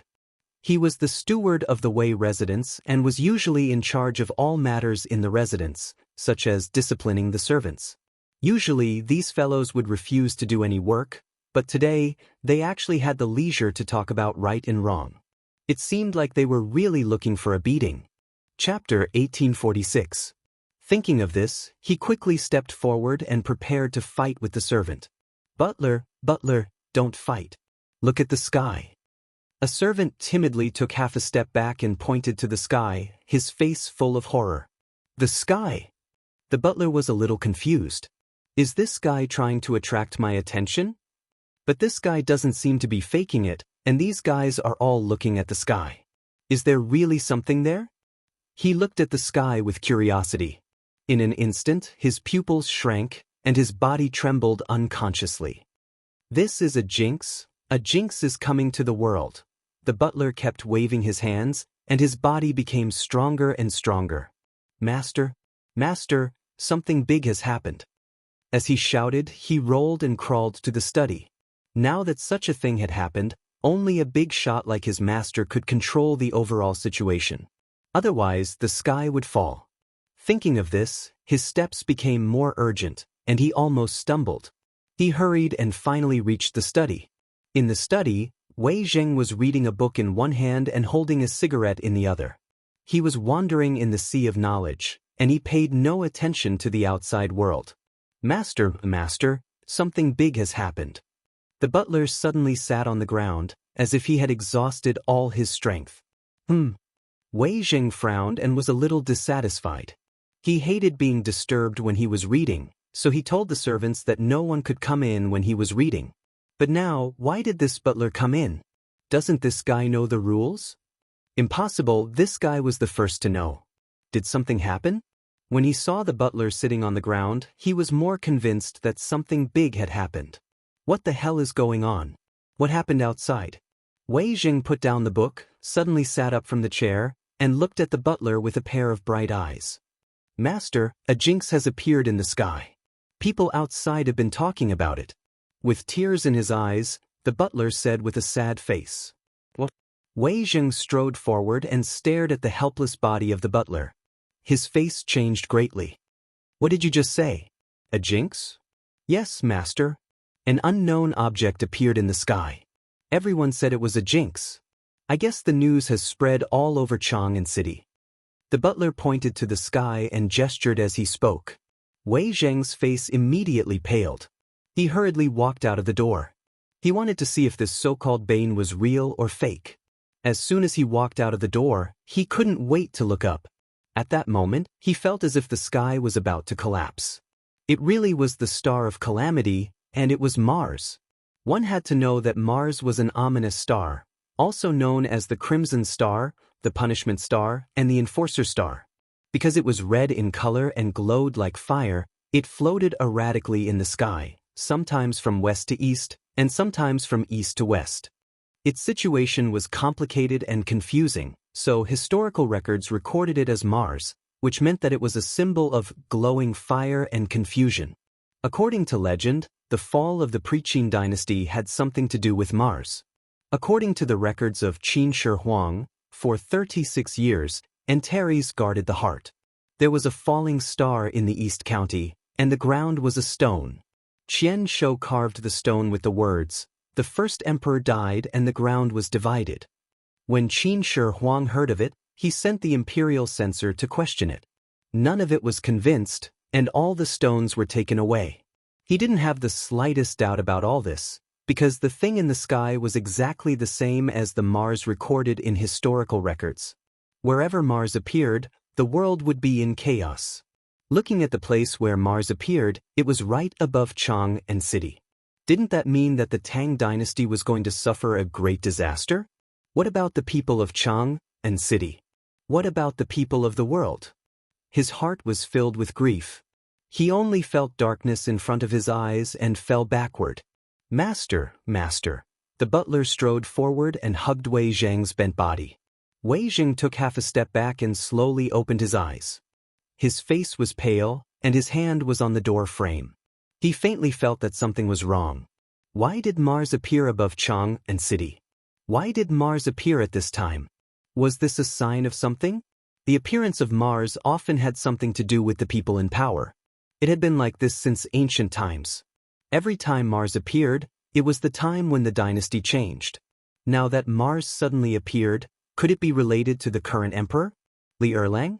He had killed countless people in the past, even his brother, and slaughtered the entire East Palace. Wasn't such a sin the most powerful evidence to prove Mars? Now that Mars had appeared, it was clearly accusing Li Erlang of wrongdoing. It was Mars brought by Li Erlang. It was the disaster brought by Li Erlang. It was also Li Erlang that caused the heavens to be dissatisfied. Wei Zheng didn't dare to think about it anymore.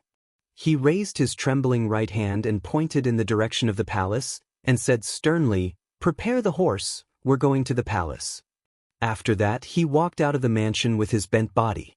He didn't dare to delay such an important matter, and he couldn't afford to delay it. Of course, he wasn't the only one with such thoughts. Zhang Sun Wuji also had such thoughts. Chapter 1847. At this time, Zhang Sun Mansion was in chaos. Since the servants knew that this was the star of calamity, no one worked anymore. Some stood in a daze, some knelt on the ground, praying in their hearts, and some jumped over the courtyard to escape. This was the star of calamity. Once it descended, the entire Tang dynasty would be in chaos. What was the use of staying in Zhangsun Mansion? It was better to go home and hide. The servants fled one after another, and the huge mansion withered in an instant. Zhang Sun Wuji stood in the front yard, looking up at the sky with fear on his face. His heart was very complicated. He already knew that this was Mars just now. At the same time, he also knew that wherever Mars descended, there would be disasters. But what crimes did the people of the Tang dynasty commit? What crimes did the people of the world commit? These were all done by Li Erlang. If he didn't kill his brother, how could this disaster happen today? Even the heavens couldn't stand it anymore and wanted to punish Li Erlang. The funny thing was that he was once Li Erlang's accomplice. But thinking about it, he and Li Erlang were relatives. How could he just stand by and do nothing? Men, prepare the horse. Zhang Sun Wuji waved his sleeves and walked straight out the door. He decided to go to the palace and ask Li Erlang for an explanation. Today's disaster was definitely related to him. Zhang Sun Wuji didn't say anything along the way. His face was gloomy, and it was hard to tell whether he was happy or sad. Only his trembling arms betrayed the fear in his heart. The coachman also knew the severity of the matter. He didn't dare to delay. With a wave of his whip, he rushed straight to the palace. Whoosh! The carriage stopped at the Vermilion Bird Gate, and Zhang Sun Wuji darted out of the carriage. Just as he was about to head into the palace, there was a commotion coming from not far away. He casually took a glance and saw that it was Wei Jing, Fang Xianling, and the others. Almost all the famous officials in the imperial court were present. Lord Wei, Lord Fang, why are you all here? Zhang Sun Wuji's face was still gloomy. The laughter between brothers in the past was gone. For Mars in the sky, of course. Wei Jing stood up with a walking stick in his hand. His face was pale. That's right. With the appearance of Mars, Your Majesty cannot escape responsibility. Fang Xianling glanced at the crowd, each word resounding. Zhang Sun Wuji nodded. He could not refute this point. Even if he was the emperor's brother-in-law, he could not be partial. Even Lu Guogong, Xing Yaojin, who was standing to the side, was silent because he deeply understood what the bane meant. Since all of you are of the same mind, let's enter the palace together. Zhang Sun Wuji swept his gaze across the crowd, and finally his gaze landed on Wei Jing. This was because he did not speak just now, which was not in line with this old man's character. However, with a glance, he realized that Wei Jing was a little different today. He could not help but ask, Lord Wei, I thought you don't usually use a crutch? Why today? Bang bang bang. Wei Jing slammed the crutch in his hand on the ground, but his face was pale. It's all because of Mars. After that, he glanced at the direction of the imperial study. His eyes narrowed slightly, and he looked intimidating. Let's go. Today, we must get an explanation from His Majesty. That's right. Today, we must get an explanation from His Majesty. Everyone, let's go. Everyone's expression was unfriendly as they walked straight to the palace gate. The guards at the palace gate were a little flustered. Why were all these court officials here today? Could it be that something big had happened? They were puzzled, but they did not intend to show favoritism. Without an audience with His Majesty, entering the palace gate was considered trespassing. That was punishable by death. Looking at the approaching court officials, the guard touched the Tang saber in his hand. His eyes revealed a trace of coldness. Halt, or you will be punished for trespassing. They knew that these were court officials, but without an audience with His Majesty, it was trespassing. As soldiers, they only followed orders and did not recognize the person. Of course, they were not really going to attack. They just wanted to stop these people and report back to His Majesty. After all, the person in front of them was more than 10 ranks higher than them. If they were to attack him, they might be raided tomorrow. They did not dare to take such a risk. What did you just say? Zhang Sun Wuji took a step forward. His eyes were half narrowed, and there was a chill in his gaze. Sir, you cannot trespass into the Vermilion Bird Palace gate. Looking at Zhang Sun Wuji's eyes, the guard was a little scared. The other party was an official more than 10 ranks higher than him. However, when he thought about it, if he allowed them to enter the palace without an audience, he and his brothers would be sentenced to death. Unknowingly, his courage grew. Sir, please show me your edict, or let the palace servants bring you in. Otherwise, please forgive my rudeness." After that, he pulled out the Tang saber at his waist. Then he swept a glance behind him. Everyone immediately understood and pulled out their Tang sabers in unison. All right.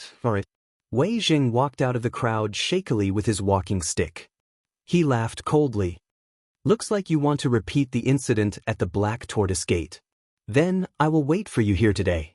After that, he glanced in the direction of the Black Tortoise Gate. He seemed to be touched. Chapter 1848. The Gate of Black Tortoise was the place where Li Erlang killed his brother. It was also the place where Li Erlang rose to fame. Ever since Li Erlang ascended to the throne, no one dared to mention the Gate of Black Tortoise because it was taboo for Li Erlang. It was also a haze in Li Erlang's heart. But today, in front of all the officials, not only did he mention the Gate of Black Tortoise, he also humiliated the guards to express his anger. The officials behind him were not surprised by Wei Zheng's mention of the Gate of Black Tortoise. Instead, they felt that what he said made sense. If Li Erlang did not kill his brother, why would Mars be born today? All of this was related to Li Erlang. Everyone looked at the guards with anger. The anger in their hearts was self-evident. "What?" Wei Zheng's face darkened. He glanced at the guards and said coldly, "Didn't you want to take my life? Come on." Then he purposely took half a step forward, looking like a hero. The guards did not dare to be disrespectful. They knew how important this person was. If he dared to scold the emperor, then what about them? But if they retreated, how could they explain it to the emperor? Everyone looked at each other and didn't know what to do for a moment. Even the right hand holding the sword began to tremble. The veins on his forehead were bulging. "You bastards, get out of my way. Or else, I will tear you apart." Cheng Yaojin stood out with a pair of tiger-like eyes, looking like he was ready to fight at any moment. "That's right. Asking you to get out of my way is your honor. Or else, I will kill you right now." The Grand Scribe stood out as well. His right hand kept stroking the triangular blade on his waist. His bloodthirsty eyes scanned the guards. "This." The guards looked at each other, not knowing what to do.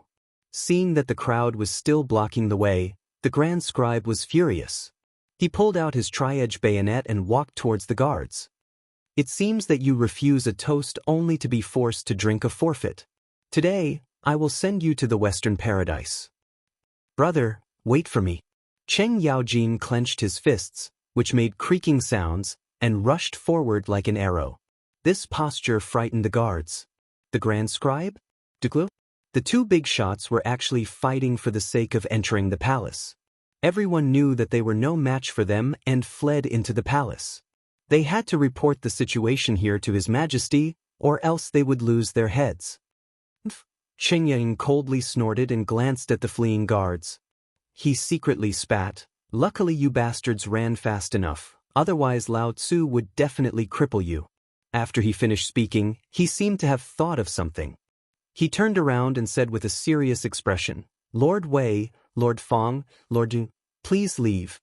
Although he usually didn't like these guys, he still admired their attitude and appearance today, especially this Wei Zheng, who had a fearless face. Seeing that the palace door was no longer blocked, the officials all walked towards the palace door at the same time. They were heading towards the imperial study. Everyone was aggressive and had a serious expression. It was as if there was no one in the palace. Even if there were eunuchs and palace servants, when they saw this scene, they would stay far away for fear of attracting trouble. In a moment, they arrived at the door of the imperial study. At this time, little Gizi was standing at the door waiting for orders. When he saw the officials gathered, he was surprised. Why were so many officials gathered together? Could it be that something big had happened? However, he quickly suppressed the surprise in his heart.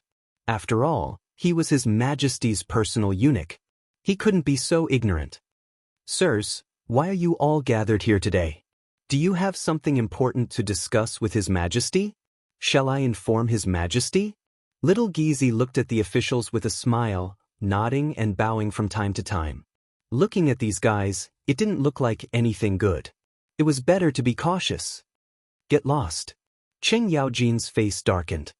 He kicked him and said coldly, "What right does a eunuch like you have to speak? After speaking, he didn't wait for little Gizi's reaction and stepped into the imperial study. The other officials followed closely behind. Only little Gizi's screams could be heard. In the imperial study, Li Shimin, who was originally reading through memorials, suddenly raised his head when he heard the noise. He saw the officials standing uniformly in the main hall. Each of them had an unfriendly expression, as if they had encountered a disaster. Li Shimin put down the memorials and frowned as he glanced at the officials. He found that everyone was a little different from usual. Each of them had a serious expression. Even Qing Yaojin, who was usually laughing with him, had a serious expression. He didn't see anyone come forward to salute him.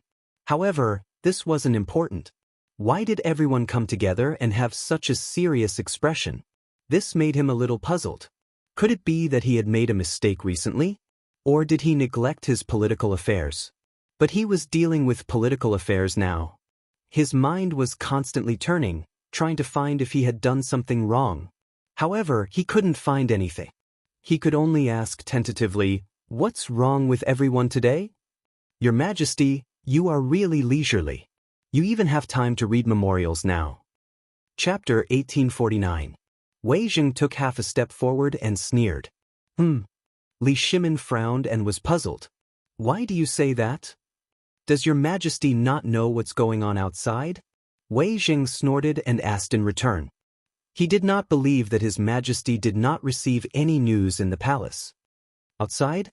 Li Shimin walked down from the dragon throne and glanced outside the door. He wondered, what could have happened outside? "Your Majesty, something big has happened outside. Mars has descended." Qing Yaojin took a step forward and looked at Li Shimin as he spoke. He originally did not know the 3 words Mars, and only found out after a discussion with the officials. "What? Mars?" Li Shimin's expression changed and his body trembled. He did not doubt Qing Yaojin's words, nor did he doubt the officials. Today's situation was not simple. Moreover, he deeply understood what Mars was. It was a star of misfortune. As long as Mars descended, it would be accompanied by disaster. However, why would Mars descend in Chang'an? Did he do something wrong? Thinking of this, he quickly walked to the entrance of the imperial study and looked up. Instantly, he felt as if the sky was about to collapse. It really was Mars. How could this be? Why would Mars descend from the sky? Could it be that he had killed too much? Was the heavens dissatisfied with him? Was this to punish him? He knew that the descent of Mars was often related to those in power. In the past, the descent of Mars would cause chaos. Could it be that his Tang dynasty was also going to be in chaos? His body trembled and he held the door frame with his hand, feeling helpless. Seeing this, Xiao Gizi hurriedly went forward and supported Li Shimin as they slowly walked towards the imperial study. Just as they walked into the hall, Wei Zheng's cold voice sounded. "Your Majesty, Mars has descended because you have killed too much in your early years. You should give the world an explanation." Wei Jing picked up his walking stick and slammed it on the ground with a look of indignation. He thought that it was impossible for His Majesty to only know about it now. It must be an act. But he didn't look like one. However, these were not important. What was important now was how His Majesty was going to answer to the people of the world. When the officials saw Wei Jing stand out, they began to criticize him. "That's right. Your Majesty has killed too many people. You must give the people an explanation. This Mars is a vengeful spirit of the Black Tortoise Gate, here to claim your life. Your Majesty, you should pay your respects. Not only that, Your Majesty, you should also issue an edict and admit your sins to appease the wronged souls." Everyone glared at Li Shimin, filled with righteous indignation, as if they were the souls who had been wronged. Hearing everyone's accusations, Li Shimin panicked. He leaned against the dragon throne, his face pale. Give an explanation to the people? The vengeful soul of the Black Tortoise Gate? His crimes have been decreed? These words hit him like a hammer in the chest. Normally, if the officials dared to say such things, they would have been punished. But today was different. The appearance of Mars meant that he was immoral and incompetent. But his crimes have been decreed? This was not an honorable thing. It could become a stain that he could not erase for the rest of his life. At this moment, he hesitated. What should he do? Was there anyone who could help him? He had never felt so helpless. Even when he led troops to war, he had never been afraid between life and death. But at this moment he was truly afraid. He was afraid that Mars really came because of him. He was afraid that everything the officials said, the vengeful spirit of the deposed crown prince, would come for his life. He was even more afraid that the people of the world would suffer because of him. Did he really have to admit that he was useless? Did he really have to admit that he had killed too many people? He was the emperor, how could he do such a thing? But who would speak up for him now? He was angry, heartbroken, and even regretful. Just as he was hesitating endlessly, a figure slowly appeared. Zhang Feng? Feng Zi was smart and had many wicked ideas. Perhaps he had a solution? At this thought, it was as if he had grasped at a life-saving straw. Hope flashed in his lonely eyes, and he immediately glanced at little Gizi. Little Gizi had been with him for many years and naturally understood, and slowly came over. Little Gizi, immediately send someone to White Deer College to find Zhang Feng. Tell him the situation here and ask him if he has any solutions. Li Shimin's face was pale, and his voice was hoarse. At this moment, he placed all his hopes on Zhang Feng. Little Gizi understood the severity of the matter, nodded, and left. At this moment, only the civil and military officials and Li Shimin were left in the hall. The atmosphere was very solemn and as calm as the surface of water. But if a stone was thrown, it would immediately cause a reaction. Your Majesty, please do not delay any longer. Immediately decree the crimes have been decreed. Wei Zheng's walking stick thumped on the floor, and he coughed as he spoke. He did not know why Li Erlang was still hesitating. These were the people of the world. Since Li Erlang claimed to be a wise ruler, why did he cast the people aside and ignore them today? Was he really so heartless? Chapter 1850. Your Majesty, please immediately issue an imperial edict. Your Majesty, there is no need to hesitate. The officials spoke up one after another, but there was not the slightest bit of respect in their words. Because in their view, Li Erlang had already lost his virtue. Only with the hearts of the people could he become a wise ruler. Right now, they spoke up only from the standpoint of themselves and the people. This included Zhangsun Wuji. Even though he was related to the imperial household and had only been friends with Li Erlang, he still had to make his stance clear on this matter. He had also planned the coup at Xuanwu Gate. If His Majesty refused to admit his mistake, the vengeful spirits would come for his life, and the Zhangsun clan would be the first to suffer. He could not bear the consequences.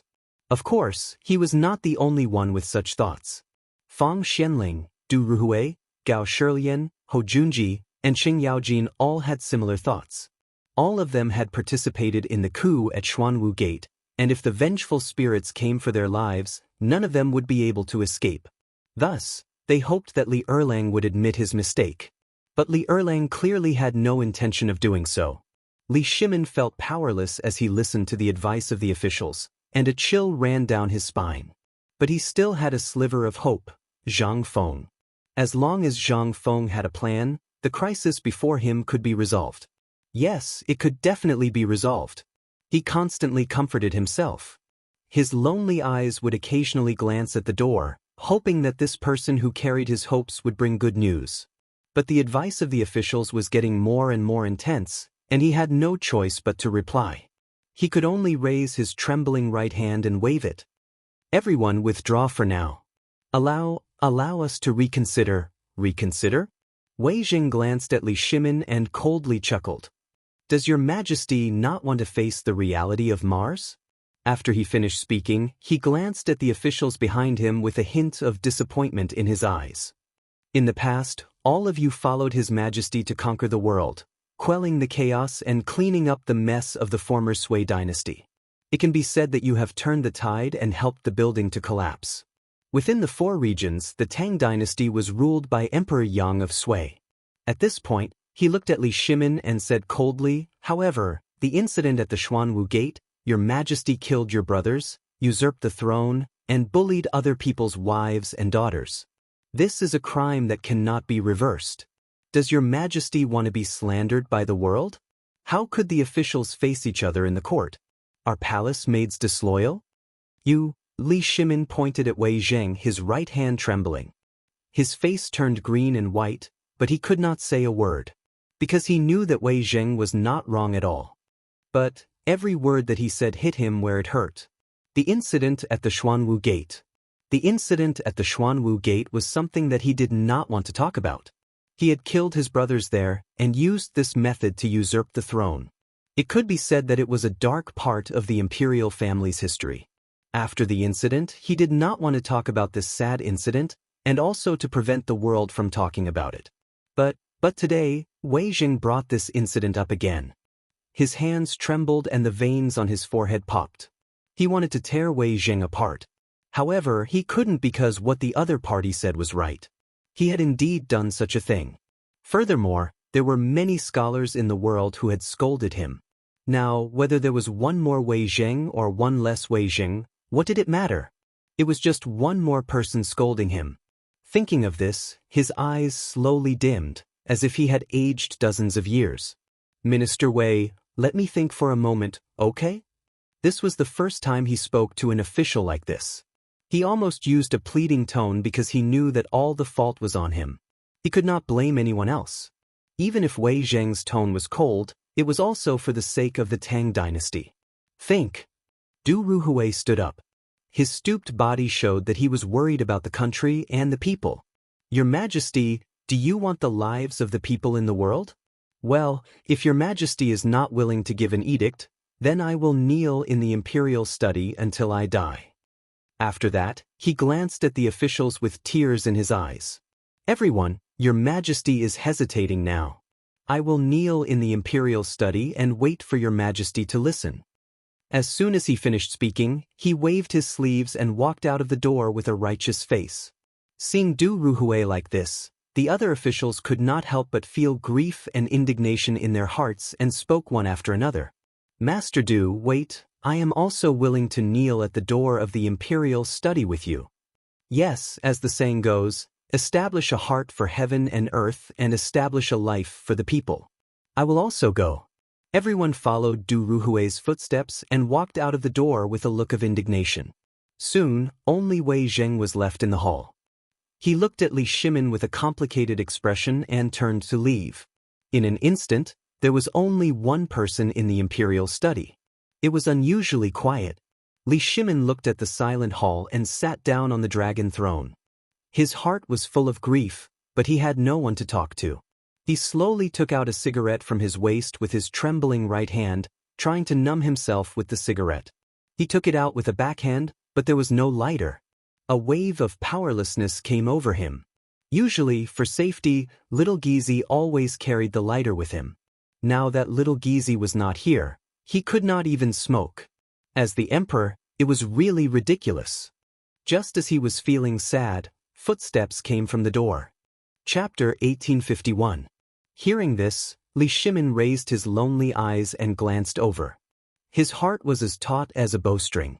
Right now, he could only hope that it was Zhang Feng or Zhang Feng who had come with a solution because only he could solve the current situation. The voice came closer and closer and became more urgent. Not long after, a figure stepped in. It was Xiao Gizi. Your Majesty, your servant has returned. Xiao Gizi strode forward and spoke as he walked, but his expression was very unsightly. Come quickly. Li Shimin abruptly stood up, but his trembling legs still made him feel weak. He held the table with his hand and asked expectantly, Has Zhang Feng been found? As he spoke, Xiao Gizi had already stepped onto the table, but he did not immediately reply. Instead, his brows were furrowed tightly as if he was thinking about something. His face was somewhat pale. Hurry up and speak. Li Shimin was a little impatient and hurriedly urged. Right now, he was treating Zhang Feng as a life-saving straw, but this dog of a slave still did not speak? Your Majesty, Xiao Gizi frowned and was a little flustered. Then, as if he had made up his mind about something, he carefully leaned over to Li Shimin's ear and whispered, Your Majesty, something has happened. Zhang Feng has disappeared. What? Li Shimin's eyes widened and his face paled. He did not dare to believe it. Say that again. Xiao Gizi frowned. When he heard this news, he was also shocked. When he came back, he was already thinking about how to tell His Majesty, but after thinking it over and over again, the news could not be hidden, so he planned to speak frankly. However, he did not expect His Majesty's reaction to be so big. "Your Majesty, Zhang Feng has disappeared." He lowered his head and timidly said, "Not only has Zhang Feng disappeared, but even Cheng Chumo, Zhang Sun, Chong and the others have disappeared." "What? They're all gone?" Li Shimin's eyes were wide open, and his face was completely pale. Zhang Sun Chong and Cheng Chumo's disappearance could still be explained as them being playful. After all, these two guys were still kids, but how could Zhang Feng disappear as well? One had to know that Zhang Feng was his life-saving straw. If he disappeared, then what should he do next? Was his crime already announced? Opening an altar to offer sacrifices to the heavens? Or announce his sins to the whole world? He sat powerlessly on the dragon throne, holding his forehead with his hand. He felt an unprecedented sense of helplessness. The oppressive atmosphere in the royal study made it hard for little Gizi to breathe. He understood the emperor's current situation, but he could not empathize with him. He could not help but feel sad. As the emperor's personal servant, he could not share the emperor's burden. He glanced at Li Shimin, and his eyes could not help but feel lonely. Just as he was about to go up and comfort him, he saw the crumpled cigarette on the table. Suddenly, a glimmer of hope ignited in his heart. Perhaps the cigarette could relieve the emperor's pain. Thinking of this, he quickly picked up the cigarette, smoothed it out, and handed it to Li Shimin. He said with concern, "Your Majesty, have a smoke. Perhaps it can help you forget those unhappiness?" Hearing this, Li Shimin's tightly closed eyes slowly opened. He rubbed his forehead with blue veins, looked at little Gizi, and nodded weakly. He knew that little Gizi was doing this for his own good. Moreover, he really did need the cigarette to relieve his tense nerves. Seeing the emperor nod, little Gizi was overjoyed. He quickly handed the cigarette over and lit it. The cigarette was slowly lit, emitting bursts of green smoke. Li Shimin took the opportunity to take a deep breath. The cigarette instantly entered his nose and stimulated his brain. Enjoying the stimulation of the cigarette, he half reclined on the dragon throne and began to recall what he had done in the past. "Big brother, fourth brother, are you really here to take my life? Or is the heavens dissatisfied with me?" Just as he was sinking into endless vexation, another set of footsteps came from outside the door. However, he was not in the mood to look at them at this time. On the other hand, little Gizi raised his head high, wanting to take a closer look. A moment later, a stooped figure slowly walked in. It was Zhang Sun Wuji, who had just knelt outside the door. Seeing this, little Gizi hurriedly went up to him and said softly, "Lord Zhang's." He knew that the emperor's relationship with the officials was tense. It was not convenient for him to speak. Naturally, he needed a mediator like him to pass on the message. Zhang Sun Wuji glanced at little Gizi and did not reply. Instead, he looked directly at Li Shimin with a complicated expression. "Your Majesty, the situation is very serious now. The officials are all waiting for your Majesty's reply. Has your Majesty made a decision?" He had been kneeling outside the door for a long time. Seeing that there was no news from Li Erlang and that the officials were anxious, as a relative of the emperor, he had to come in and ask. Li Shimin naturally knew what the other party was thinking. He raised his heavy head and glanced weakly at him. "Auxiliary machine, even you want to force me?" "Erlang." Zhang Sun Wuji looked at Li Shimin and choked a little. In the end, he didn't say those words because he couldn't bear it. After all, Li Erlang was his brother-in-law. The Tang dynasty could not do without the support of Zhang Xuan's family. Chapter 1852. Moreover, he and Erlang were friends. In those days, he followed Erlang to quell the rebellion and plan the change of the Xuanwu Gate. Strictly speaking, half of the ghosts of the Xuanwu Gate belonged to him. Now he was forcing Erlang. It was a bit too much. Moreover, it was reasonable to say that he also had a part of the responsibility for the appearance of Mars. He couldn't sit back and do nothing, but who could resolve this disaster? Thinking of this, a figure slowly emerged in his mind. Yuan Tiangang? Wasn't he a famous warlock of the Tang dynasty? Maybe this person could resolve the crisis. Erlang, I have a plan. Ask Master Yuan Tiangang to resolve this crisis. Zhang Sun Wuji said with some surprise. He had now regarded Li Shimin as a family member, so it was natural to call him Erlang. Besides, there were no outsiders now, so it didn't get in the way. Assistant, are you serious? Li Shimin stood up from the dragon chair and looked straight at Zhang Sun Wuji. He had thought that his only hope was shattered, but now it seemed that it was not. Erlang, Master Yuan is a famous warlock of the Tang dynasty. As long as he does divination, there may be a way. Zhang Sun Wuji's face was full of hope, and his eyes were shining. Good, good. Li Shimin nodded repeatedly, then looked at Little Gizi and hurriedly said, Little Gizi, you go to inform Yuan Tiangang and let him enter the palace. Little Gizi nodded and walked out of the door. In a moment he disappeared from the sight of the two. Looking at the receding figure, Li Shimin could no longer sit still. He slowly walked down from the hall, took a drag of the cigarette, and kept pacing in the hall. He was upset. He was a little worried. What if Yuan Tiangang couldn't do anything? What if Yuan Tiangang was not there? Now only Yuan Tiangang could save him. Seeing Li Shimin so anxious, Zhang Sun Wuji stepped forward and comforted him. Erlang, don't worry. When Master Yuan comes, everything will be clear. Hearing this, Li Shimin slowed down his steps and looked at Zhang Sun Wuji.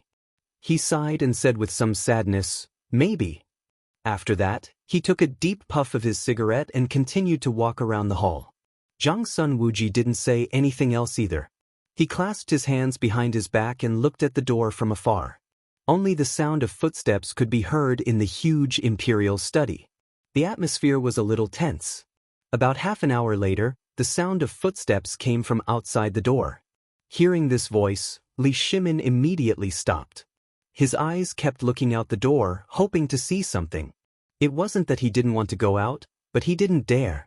With so many officials kneeling outside, if he went out, wouldn't he be torn apart alive? A moment later, two figures stepped into the imperial study. They were Little Gizi and Yuan Tiangang. Commoner Yuan Tiangang pays his respects to your majesty. Yuan Tiangang made a Taoist seal with his hands and bowed. Dispense with the formality, dispense with the formality. Li Shimin looked at Yuan Tiangang with surprise. He stepped forward and said directly, Master Yuan, I invited you here this time for the thing in the sky. I hope Master Yuan can divine it. He couldn't afford any delay now. He must solve it as soon as possible. Yuan Tiangang frowned and didn't answer immediately. Instead, he turned his head and glanced at the unknown object in the sky. After a while, he said mysteriously, Yes, Your Majesty. Please prepare the incense table, candlesticks, and other sacrificial items. These are all trivial matters. Daoist priest, please do it quickly. Li Shimin promised and then looked at Little Gizi who was on standby. Little Gizi, send someone to prepare the incense table and candlesticks immediately. Be quick. Yes, Your Majesty. Little Gizi bowed and turned to leave. In less than a quarter of an hour, Little Gizi led several eunuchs to come with incense, candles, yellow paper, and other sacrificial items in his hands. Sacrificial activities were often held in the palace, so these things were necessary and not difficult to find.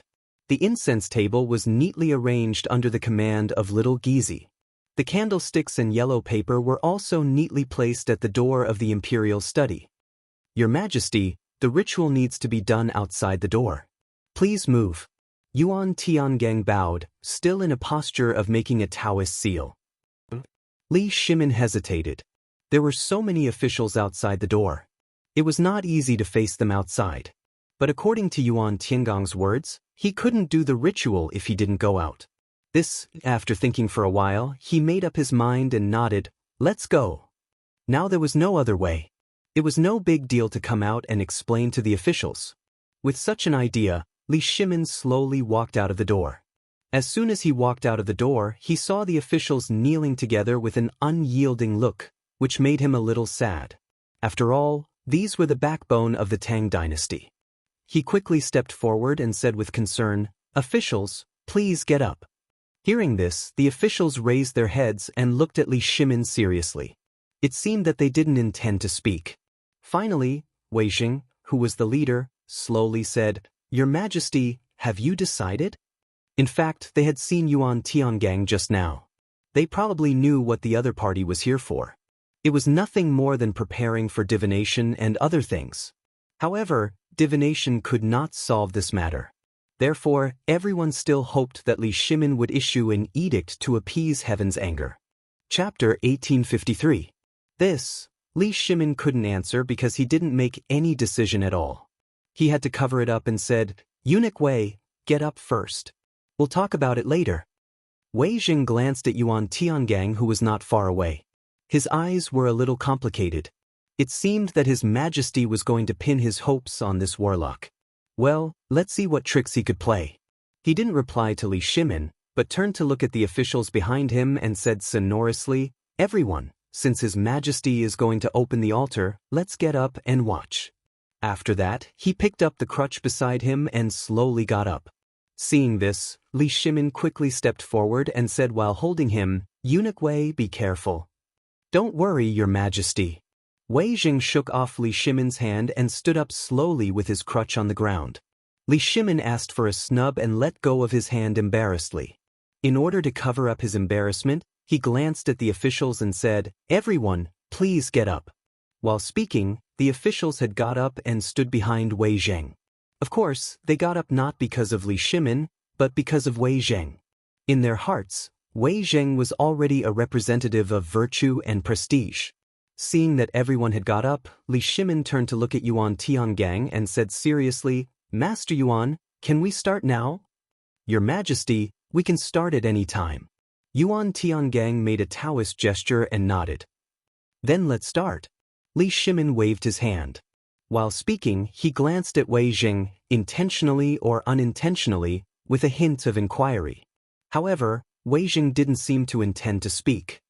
He just held the crutch in his hand and squinted his eyes, giving people a deep feeling. "Yes, Your Majesty." Yuan Tiangang nodded and waved his sleeves and walked to the incense table. He first glanced at the incense burner table and then glanced at the unidentified object in the sky. Then he slowly picked up the wooden sword on the incense burner table with his left hand and held it vertically in front of him. His right hand formed a seal and placed it in front of his nose as he began to chant. Wearing an imperial canopy on the head, walking on Kuei Gang, supporting Lu Jia on the left, Lu Ding on the right, Lu Ding on the right, Huang Shen in front, and Yu Zhang behind. As soon as the words left his mouth, his eyes snapped open. In that instant, they seemed to emit a bright light that was impossible to see or touch. Then, he began to brandish the wooden sword in his hand. First up, then down. It seemed disorderly, but in reality, it contained the universe within it. The 9 luminaries move in a straight line, the primeval origin lingers, the flower essence responds to the brightness, the primordial spirit disperses, the flowing infinite hope descends upon me, the radiant vermilion peak, the primordial spirit disperses, the flowing infinite hope descends upon me, the radiant vermilion peak, all things in the world, makes me a prophet.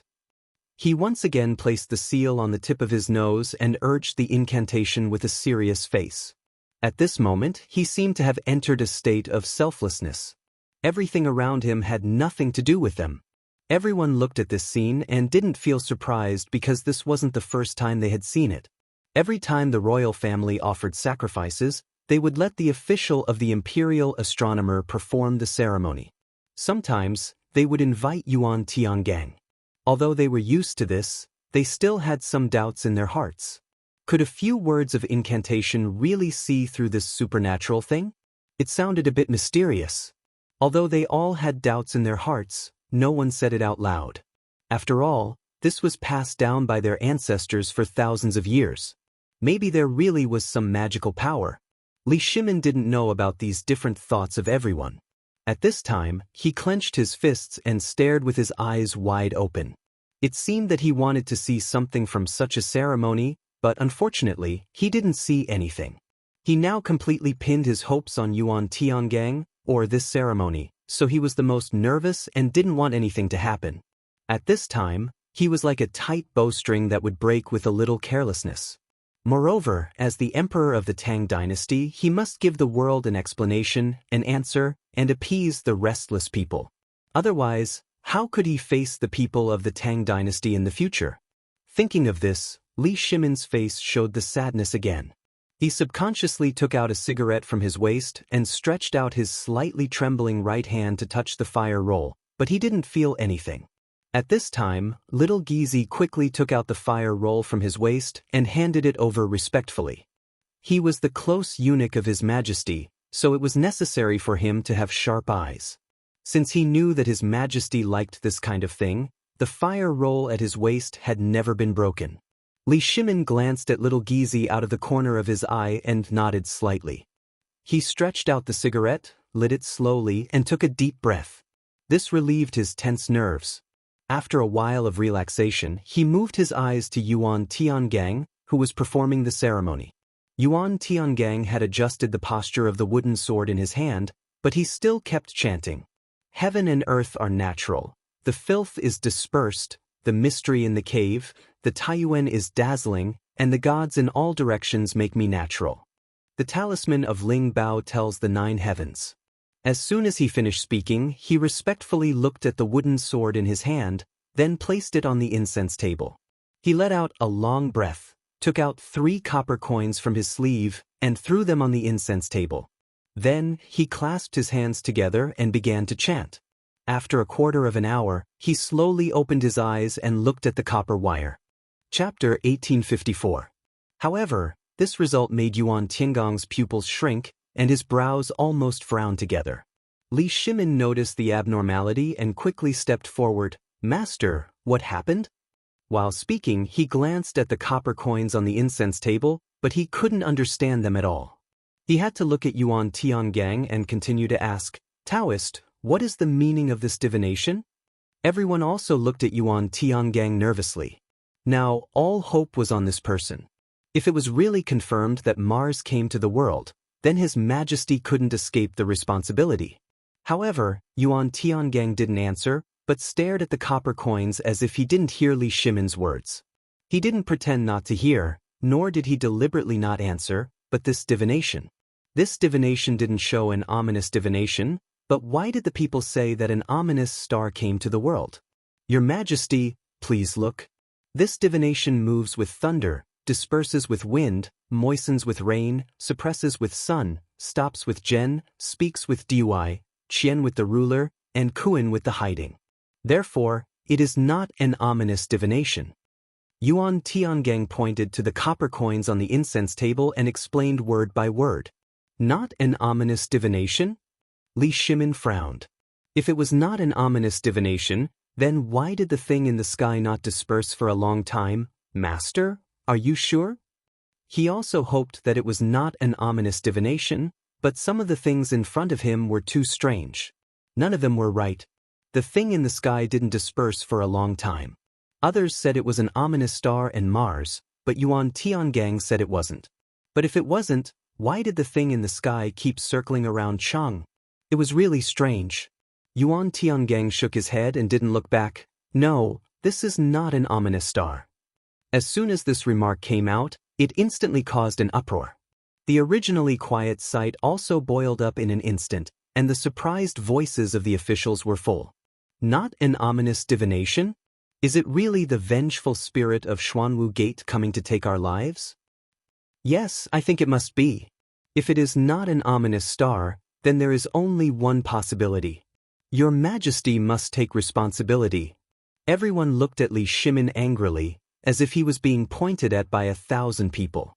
Since the object in the heavens was not Mars, then there was no doubt that it was the vengeful spirit of the Black Tortoise sect. The officials were convinced of this, because Li Erlang had killed too many people, and now he was receiving his retribution. "Everyone, please be quiet." Wei Jing stepped forward. Seeing that everyone had stopped talking, he took a step forward and said coldly, "Your Majesty, now that it's confirmed that it's not Mars, it must be the vengeful spirit of the Black Tortoise Gate. Please give the vengeful spirit an explanation, Your Majesty." He had once been a subordinate of the deposed crown prince, Li Jianqing. It was only after Li Jianqing had been killed that he had no choice but to submit to Li Erlang. Regardless of the past, since the Crown Prince and Prince of Qi had returned to demand his life, Li Erlang had to give an explanation. Not bad. Du Ruhui also stood up and looked at Li Shimin angrily. Now that it has been proven, Your Majesty, please give an explanation to the Black Tortoise Gate and the survivors. Your Majesty, please give an explanation to the Black Tortoise Gate. Your Majesty, please give an explanation to the Black Tortoise Gate. Your Majesty, please give an explanation to the Black Tortoise Gate. The crowd was united like never before, and their voices shook the heavens and the earth. Seeing such a situation, Li Shimin was scared out of his wits. His hands trembled uncontrollably, and cold sweat began to form on his forehead. Could it be that the officials were right? That the vengeful spirit of the Black Tortoise Gate had come to demand his life? No, it couldn't be. How could there be such a ridiculous theory?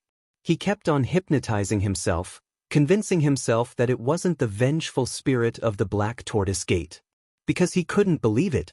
If it was really the vengeful spirit, how could he face his eldest brother and fourth brother? Vengeful spirit? Li Shimin's body trembled as he muttered to himself, "The vengeful spirit is here.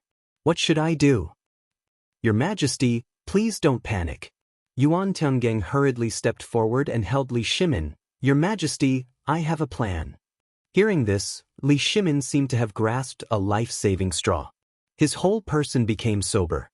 He grabbed Yuan Tiangang and asked hurriedly, "Sir, do you have a brilliant plan? Tell me quickly."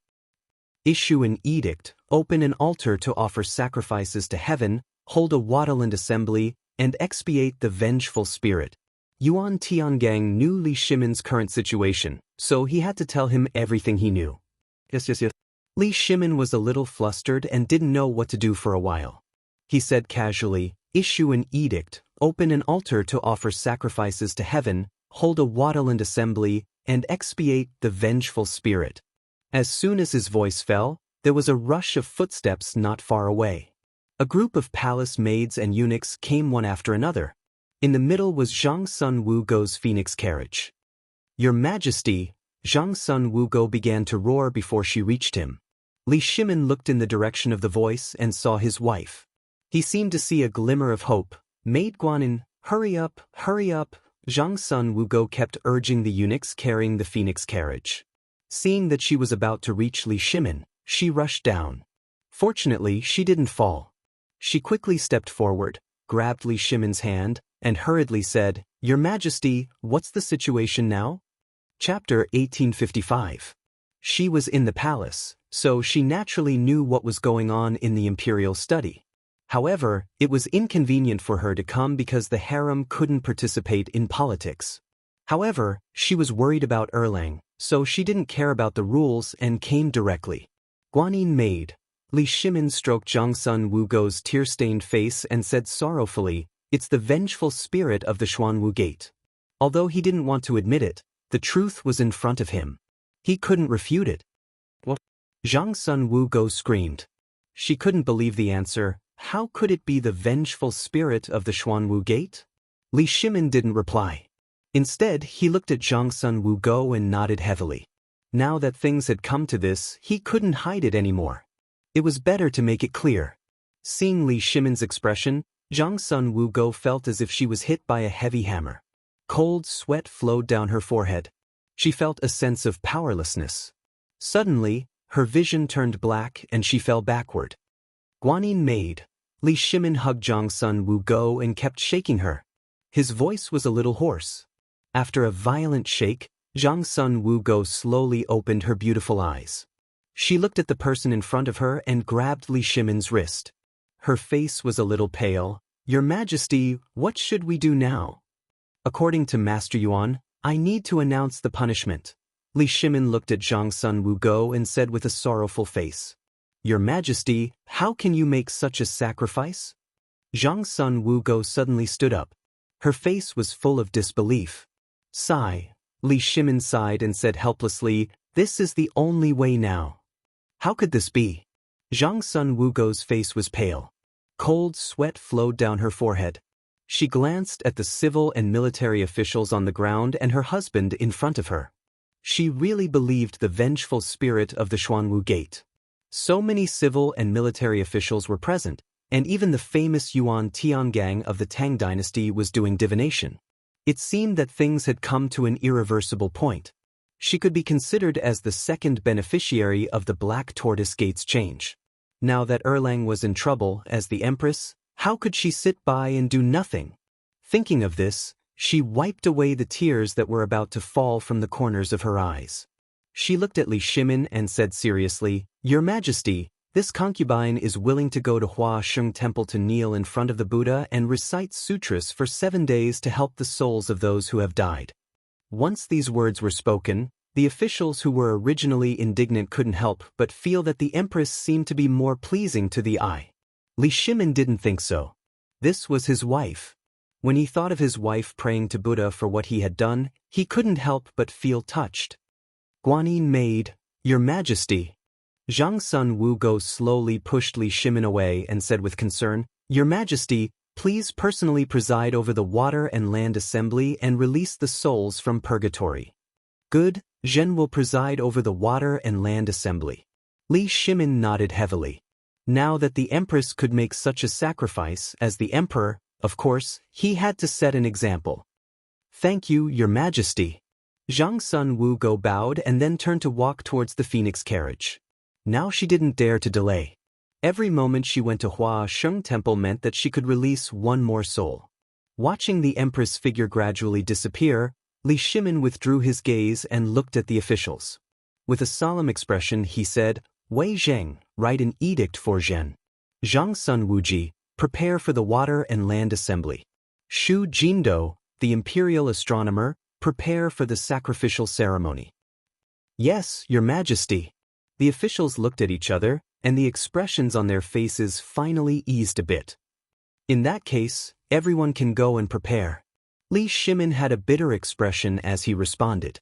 Finishing, he turned and walked towards the Imperial Study. After returning to the Imperial Study, he sat weakly on the dragon throne. He slowly took out a cigarette from his waist and put it in his mouth. Little Gizi hurriedly took out a match and lit it.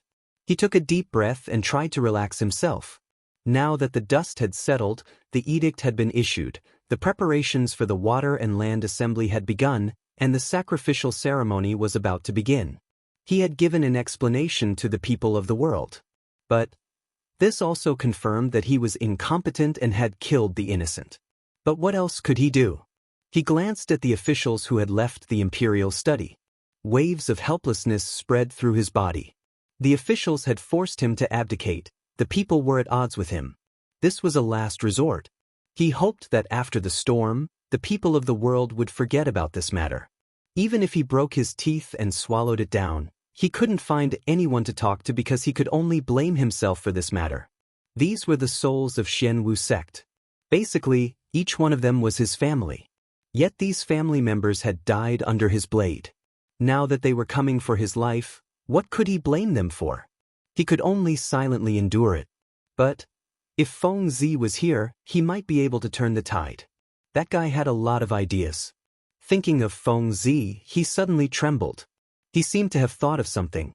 Feng Zi was missing? That guy hadn't shown up. Could it be that something had happened? Ever since he met Zhang Feng, he deeply understood his talent. It could be said that he was one of a kind in the Tang dynasty. He had also become friends with him. Unknowingly, Zhang Feng had also become one of the most important people in his life. Chapter 1856. Now that he was missing, how could he not be worried? If something happened to him, what would happen to White Deer College? What about the workshop? What about the research institute? Who else would help him? Who else in the world would speak up for him? What about the Tang dynasty? No. He didn't dare to think about it anymore. He only felt his body tremble. Little Gizi immediately asked Qing Yaojin to go to White Deer College to find Feng Zi. No matter what, we must find her. Li Shimin stood up and raised his trembling right hand. He was a little emotional. Your Majesty, are you okay? Little Gizi hurriedly went forward to support Li Shimin and asked worriedly. I'm fine. Li Shimin shook his head and hurriedly said, quickly send Qing Yaojin to find Feng Zi. Yes, Your Majesty. Little Gizi nodded, But he didn't leave immediately. Instead, he looked at Li Shimin and asked worriedly, "Your Majesty, President Zhang went missing with Chengchumo and Zhang Sun. If you ask High Duke Lu to find them, is it?" He didn't finish his sentence because eunuchs couldn't participate in politics. He just wanted to remind His Majesty. What if Cheng Yaojin caused trouble? "It's fine. Just do as I say." Li Shimin waved his hand and didn't care so much. In his opinion, once Cheng Chumo went missing, Cheng Yaojin would be the most anxious. He would definitely do his best to find them. Besides, the news couldn't be hidden. He would find out sooner or later. "Yes, Your Majesty." Little Gizi nodded. Although he was worried about His Majesty, he didn't dare to disobey. He could only quickly walk out of the imperial study, hoping to help His Majesty a little more. Thinking of this, he quickened his pace and walked towards the Vermilion Bird Gate. As he walked, he kept looking around, as if he was looking for something. At this moment, a figure not far ahead attracted his attention. High Duke Lu, wait." Little Gizi kept waving his hands and screaming at the top of his lungs. Cheng Yaojin was just about to go out when he suddenly heard someone calling him. He subconsciously glanced back and saw that it was Little Gizi. He asked doubtfully, "Little Gizi, why did you call me?" "Grand Duke, His Majesty has something to tell you." Little Gizi arrived in front of Cheng Yaojin, panting heavily. "Do you have any orders for me?" Cheng Yaojin asked subconsciously. Then, he felt that something was not right. Puzzled, he asked, "What can Your Majesty order me to do?" "Big news. Zhang Feng is missing." Xiao Gizi cried out in surprise. He knew Zhang Feng's position in His Majesty's heart and naturally did not dare to slight him. "What? Feng Zi is missing?" Cheng Yaojin's eyes widened as he grabbed Xiao Gizi's collar in disbelief. "What's going on?" "Duke, let go of this servant first." Xiao Gizi tugged at Cheng Yaojin's arm and was a little out of breath. "Speak quickly." Cheng Yaojin let go of Xiao Gizi with a malevolent expression. Xiao Gizi tugged at his collar and hurriedly said, "His Majesty just sent people to find Zhang Feng, but there was no one in White Deer College. He should be missing." "Missing? How could he be missing?" Cheng Yaojin cried out in surprise. Then, he seemed to have thought of something and hurriedly said, "Then what about my son? He's always with Feng Zi. Now that Feng Zi is missing, what about my son?" His son was currently working under Zhang Feng.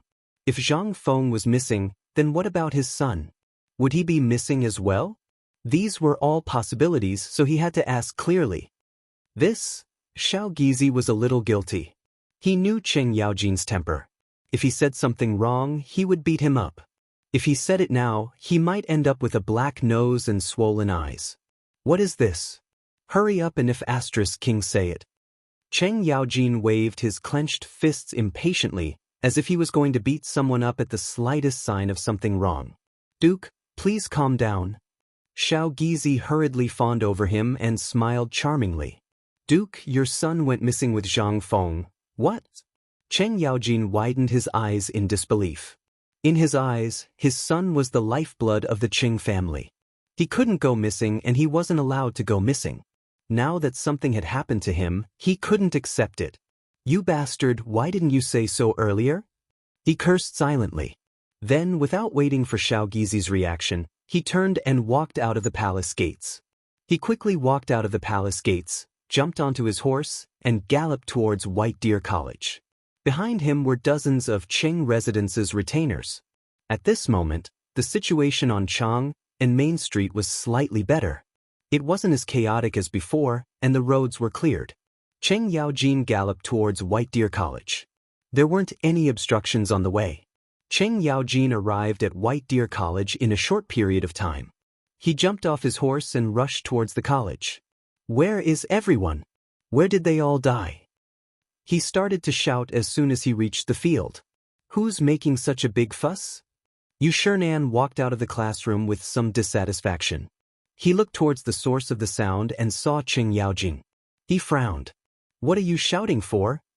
Chapter 1857. When Cheng Yaojin saw Xianxia, it was as if he had seen his savior. He was delighted and quickly ran forward. "Old man Yu, what did you call me?" Yu Shernan frowned and was very dissatisfied. This guy did not know how to respect people when he opened his mouth. He had already despised this guy. Mr. Bo Shi. Cheng Yaojin also quickly noticed that something was wrong with Yu Shernan. He quickly changed his words and said, Mr. Bo Shi, have you seen my son? He had completely thrown Zhang Feng to the back of his mind and was only thinking about his son. Your son? Yu Shernan frowned and said doubtfully, you should go home to find your son. Why did you come to the academy? He had never liked this rude guy. He even called him old man just now. He did not have a good impression of him. Now he was looking for his son and found the academy? How improper. Although he was dissatisfied, he still responded with his mouth. Oh, my son is missing. Cheng Yaojin was so anxious that he stamped his feet, but he could do nothing. He knew that the old man in front of him did not even need to salute to his majesty. He could not do anything to him. Go home to find your son. Don't yell in the academy. Otherwise, old man will report you. Yu Shernan snorted and turned to leave. He did not want to stay with this illiterate guy for another quarter of an hour. Old man Yu, Cheng Yaojin stretched out his right hand and called out unwillingly. However, Yu Shernan did not intend to look back. Looking at the disappearing figure, he glared at him and was somewhat dissatisfied. When he was about to walk to the other classrooms, a figure slowly walked towards him. There's a chance. Cheng Yaojin smiled and was somewhat proud. He crossed his hands and blocked the door of the classroom. Boy, wait. The person suddenly looked up and was somewhat puzzled. You are? Don't ask who I am first. Cheng Yaojin waved his hand and put on an intimidating look. Let me ask you, are you from the academy?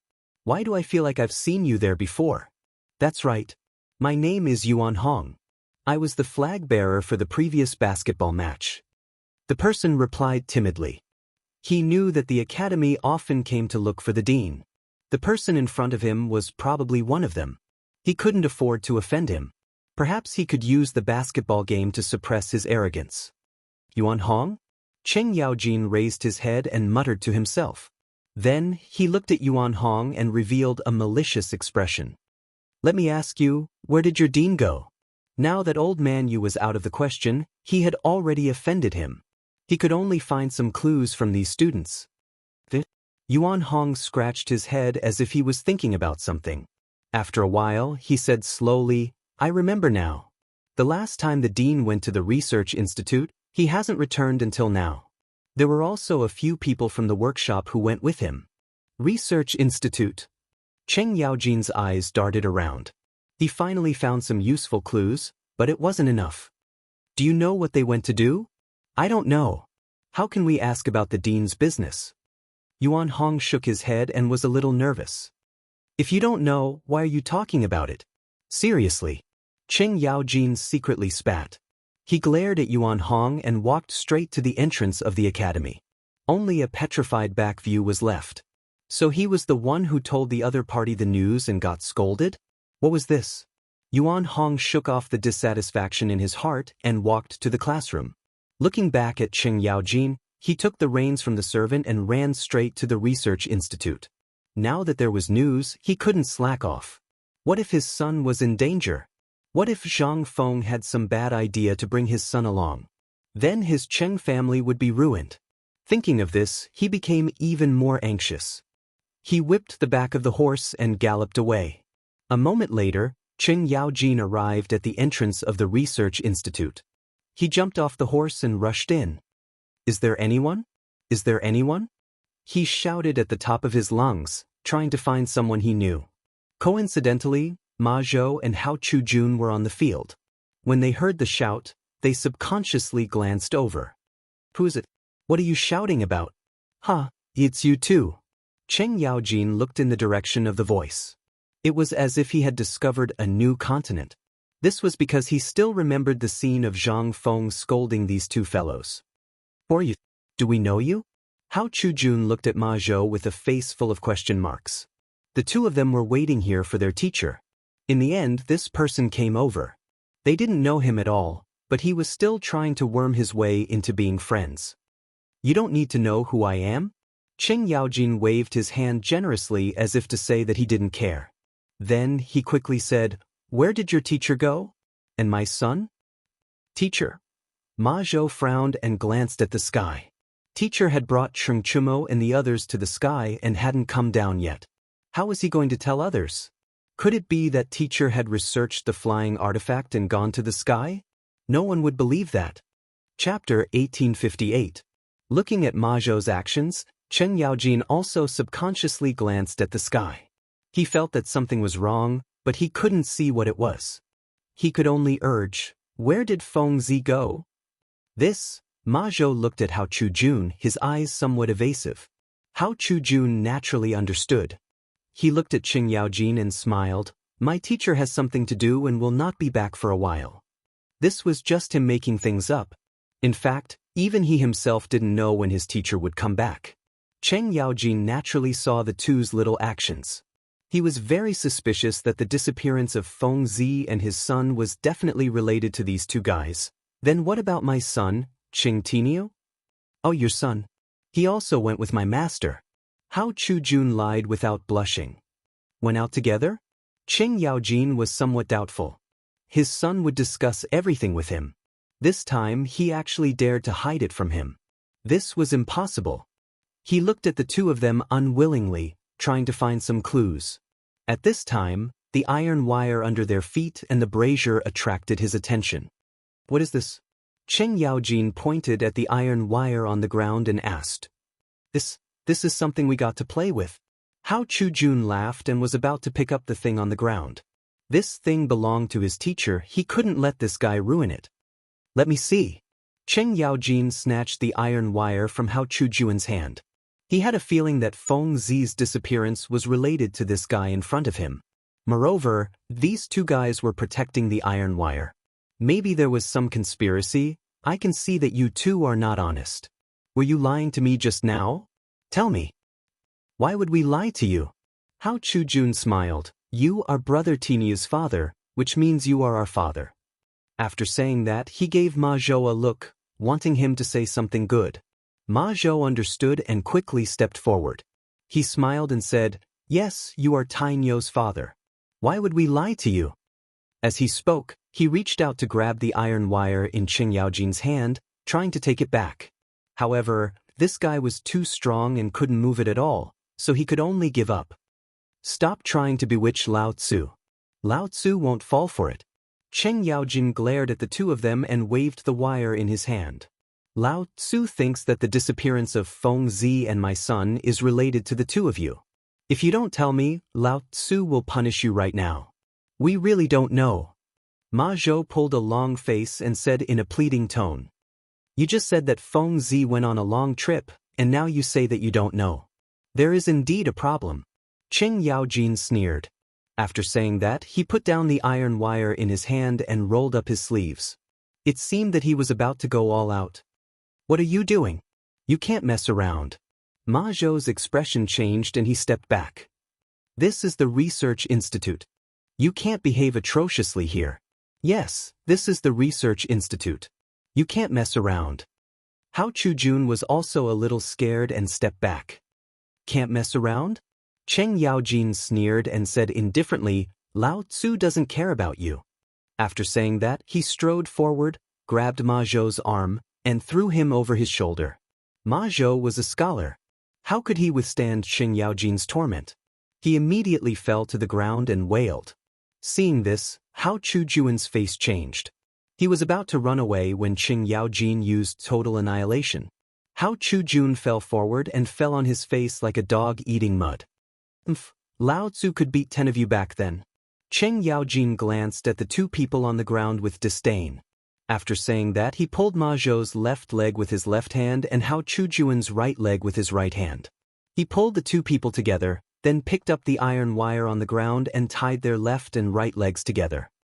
"Okay, are you willing to talk now?" Cheng Yaojin sat on the ground and looked at the two people in front of him who were somewhat aggrieved. He smiled. "Brother, please let us go. We really don't know anything." Hao Chujun wiped the dirt from the corner of his mouth and begged. "Shut up." Cheng Yaojin roared. Just now, he was trying to talk nicely to these two guys. In the end, these two guys refused to listen to him. now that they had been defeated, they were still so stubborn. Did they not know the feeling of losing a son? They really had a heart of stone. You two dogs. Now that my son is missing, of course you are not worried. But I am. I don't care if you are Feng Zi's disciples or not. If you don't talk, Lao Tzu will throw you under the tree for 3 days and 3 nights. I guarantee that you will become dry corpses. After saying that, he glanced at the locust tree on the side of the field and said with a fierce look, "How about it? Are you going to talk or not?" This, Ma Zhou trembled and looked at Qing Yaojing. He didn't know what to say. He was very afraid that this guy in front of him would really hang him under the tree. How could he establish a foothold in the institute in the future? However, he was afraid that if he said it, his teacher would be unhappy and expel him from the institute.